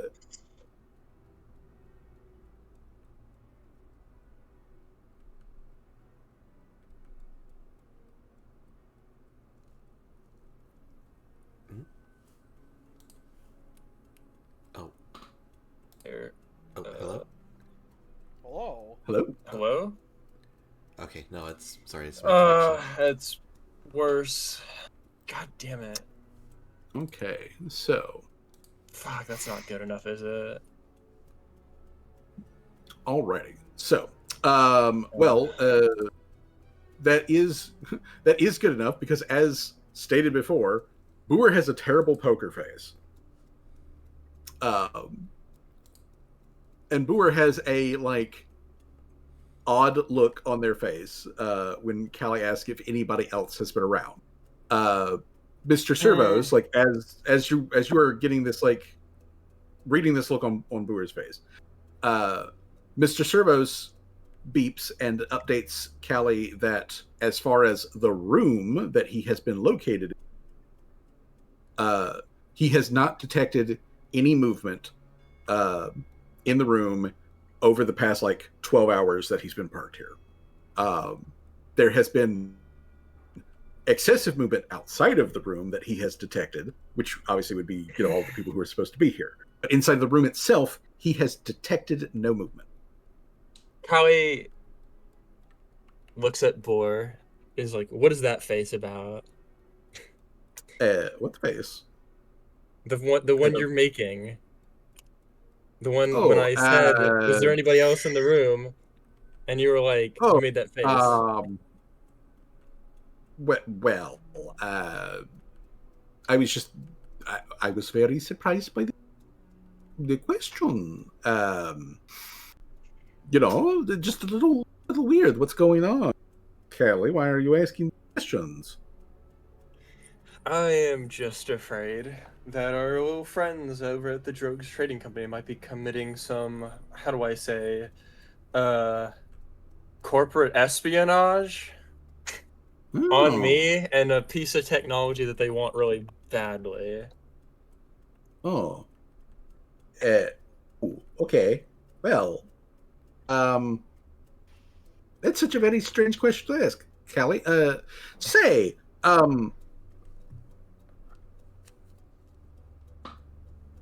You know what? We should probably do a quick look around just to see in case everything's fine. Everything out here, perfectly normal. But we haven't been back here in the storeroom. Let's go check back in the storeroom. And then Boer walks into the storeroom and then like turns around, like spins on their heel, gives Callie a look, and then just like jerks their head of like, get in here and close the door behind you.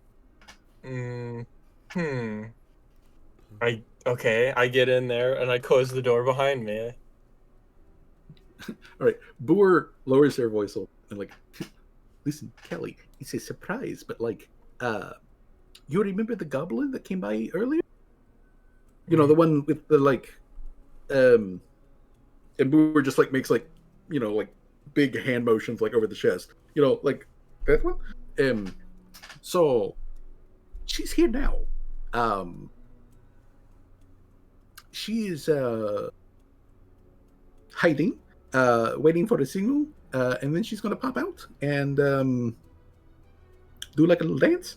I don't think that she's here to spy. I think Rosie set it up. Rosie asked her to like come by and do this for for Torque's birthday. Torque does not know. This is such an unfortunate thing that has happened currently. Yeah. No, actually, it's like This is it's such funny. an unfortunate Yeah. series of events that have led here.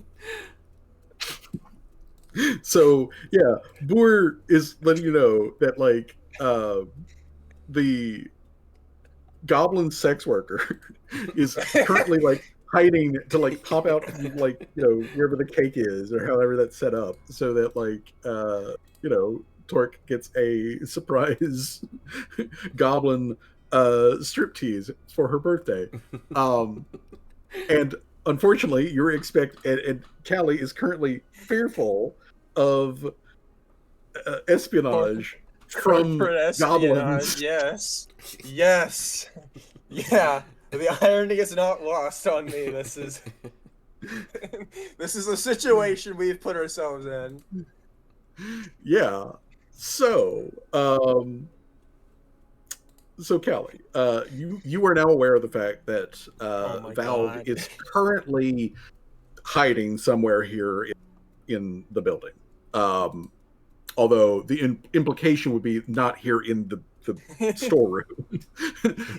Wherever she might be, she's not here in the storeroom specifically. Callie's like, oh, maybe we should make measures against this, just so that precautionary it doesn't happen in the future. That sounds like a smart thing to do, Kelly. Okay, is there anything that we need to do though right now? Because now that you guys are back, we're pretty sure we're gonna have like cake. Callie like breathes a sigh of like relief and is like, I think it should be fine. Okay, all right, cool. If for some reason it is not cool, if for some reason it gets weird, well, we'll deal with it, I guess. Yes, whatever. We'll handle it, I suppose. Yeah. I mean, look at it this way, Kelly. We are all Pathfinders here, and we are all. None of us are newbies. None of us are little green children. We are skilled, seasoned adventurers. If anybody tries to pull any bullshit,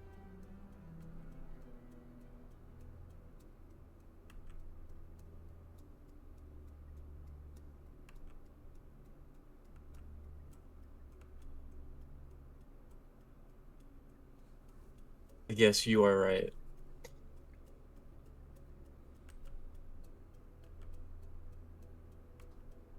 And I suppose we celebrate the birthday and everything, right? Like that's. yeah, pretty much. Well, yeah. Here as we. I mean, to move the accident. The last little bit that happened is everybody gets drinks and dinner. Ariel finishes up the Doritos, the dill pickle, Not the Doritos, the dill pickle Doritos, which are now officially just called drag tags. Oh, dude, I want tacos all of a sudden, and I can't have tacos, bro, because my fucking dude, I wanted to heal already. I'm getting so tired. At this point, it's just becoming like an issue. I feel you. I know. I am currently having pain. Yeah. I will ask the rest of the party after this encounter. What are y'all thinking? I'm kind of like, maybe it's not a good idea we go to the trading company. I'm gonna be having to look over my shoulder the whole damn time, bro. Be like, but yeah. So, which we will make this decision. But the last thing story wise that happens is everyone gets their drinks. Cake is in fact served. Happy birthday is sung, like for Torque and all of that sort of stuff. And right at the end of the happy birthday song, out of the cauldron, which has multiple phases, which like a living space technically, out pops Valve Goldpalm, the goblin, the goblin woman who visited. When she pops out to do a little like ever go visit her at the song and dance. Seamus never said that he did, so I'm going to assume no. He was just stun locked the whole time. He does not know. No, how he's still to stun locked. We just had to. Yeah, it would be really funny if he got unstun locked and then she came out of the cauldron and then he just went straight back to being stun locked. That was actually gonna be the joke. That was actually gonna be the joke. He's like got unstun locked once there was alcohol. Sar popped out. He's like, ah! Then it's just the window shutdown noise. and it is the like scream that starts and then stops like real like like that kind of like. But yeah, she pops out, and when she does, Valve is basically wearing a dress made out of cigarette smoke that like sticks with her. She is not wearing anything underneath it, but she is wearing a film essentially of smoke that keeps her bits and pieces mostly obscured.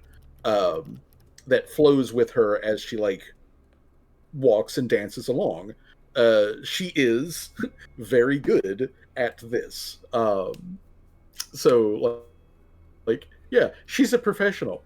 And she pops out, and it just absolutely tickles Torque pink. She is having complete fun. She's caught by surprise, and with her friends, and she's getting to share like alcohol and cake with everybody in celebration of her birthday. And then also like there's a goblin tripper who's wearing a magical smoke. So like, fuck yeah, she has absolutely no idea of espionage or subplots that are currently going on because she's the current like 7 subplots that are currently going on. Yeah, she's completely unaware of that shit right now. Mm-hmm. Actually, did Callie mention it to anyone else besides Boar or no? I mean, she said it aloud in the room to the rest of the party. Okay, was there. Okay, my bad. Yeah, well, yeah, to whoever was there at the like meeting. So like, and I mean, Ariel, Rusi, any of the PCs, which does not include Seamus, because Seamus was stun locked, yeah, the whole damn time. But most of the other NPCs though, they were guys went. No, you're so. Right. So yeah, that said, and that is where we will end this session. Is everyone having fun? Yeah, but before we actually really end this session, I do need to ask. Which direction do you guys, the players, want to go? I want to go home. My mind has changed. I don't care. I don't care about the drug trading company. I'll go home. No more. Run away. Okay, so I mean, legitimately though, like no joke though, I think my mind has changed. I think we should go back to the main plot. Like, yeah, it'd be interesting to find out about the dragon, but. I mean, we're gonna like. It seems like he'll find out information for us anyway, just passively, so we won't have to go there ourselves, right? Mm-hmm. Mm-hmm. That does seem to be the setup, yeah. Yeah, and so like that's just happening anyway, in the background, so that's helpful. So I would say, direction-wise, go with the second plan we're having, which is maybe check out the second location for the other Maker's Mark. While we're going through the other mountain pass, like on the long route back to Casimir, through the Mick marches. Okay. All right. Sounds good. So then I will plan a travel for the party, figuring out what our time frame is going to be for that for you guys to make that trip, and then from there we will figure out following the main. I will put all of the stuff with the dragon on the back burner, and I will let you know when they pull that information to bring that back in. Yeah. Okay. I'm sure they'll pop So up, yeah. that's what oh yeah, things will come around. Yes. So I will start writing on the more on the main quest. Obviously, I've already quite a extensive amount of it, but like I want to put more on that since that is where we are going to focus that, and we'll take it from there. So, as is usually the case when we end these putting up with my horse shit, and all this sort of stuff. This was a fun session that went in a bunch of like different directions, basically like trying So to tie up chaotic, loose bro, ends. dude. A fucking emotional tidal wave of whiplash this whole fucking time, bro. We're having goddamn weird ass conversations, making we went from conversating and like poking fun at Rusi to, gosh, I gotta be like worrisome of corporate espionage from the drugs trading company. It was kind of all over the place. Yeah. My other real goal with session tonight was getting Valve introduced for her to actually be on screen Zero. during an actual Hi, session. And away- Raiders, I'll be with you in just a second. And away Hi. she was introduced. So yeah, she is a fun little strumpet thing, but obviously, of course, she does not need to like come with the party. She does not need to be an add-on in. Mhm. I just wanted to really just she exists. She is here. She has a part to play. It was certainly gonna be remembered. Yeah, it's gonna be a memorable session. Yeah. Yeah. Yeah, and So- her introduction's definitely gonna be remembered as. Yeah. Oh god. God. The idea like finally like rebooting himself and like, oh, it's finally time for the party. Happy birthday, and like sings like happy birthday to Torque, and then like Goblin Stripper pops out and he's just like ah! And just like falls over stunlock. Being so aggressively hit on for being alive as long as he is, keep it to himself unless he doesn't need to be. That's amazing. Fries the shit out of him. Oh god. She dug into your pockets, found all of your spaghetti, and threw it against the wall. This is how I imagine it went. Like, this is how I imagine it went. Oh no. Oh god. Not Seth Rogen. Oh no. Oh no. Oh god. All right. Yeah. So, anywho, Alright, Y'all have a good night. Take care. Yo, have a good night, everybody. Y'all have a good love night. you. All right. Hello, Zero. Hi. Thank you for the raid. I'm so sorry. We're kind of having a bit of an emotional climax here. Maybe a bit more than an emotional one. But hello, Raiders. Thank you, Zero, for the raid. I hope your stream went good. I'm sorry. We were just kind of knee deep in that, a whole thing. I hope your stream went good. Mwah. That was a fun session.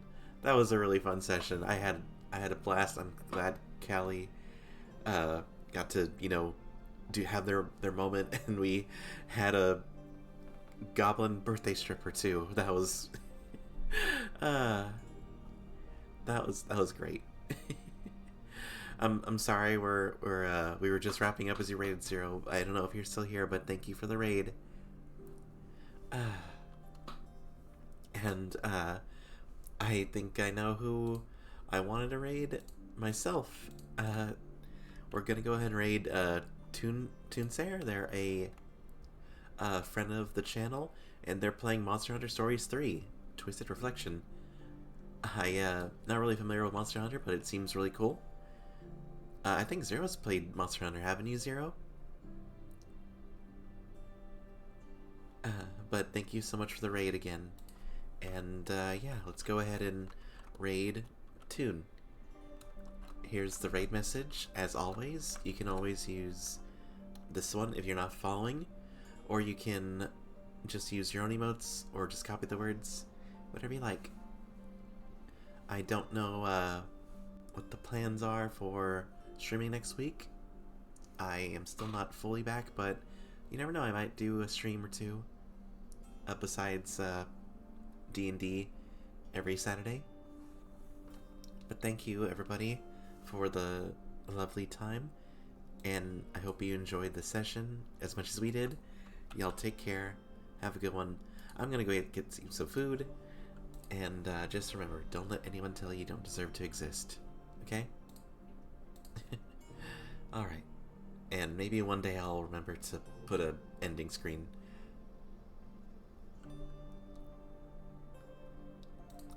Why isn't the raid now button working? It's all grayed out. Well, it's going anyway. Here we go. Oh, wait. There we go. Now it works.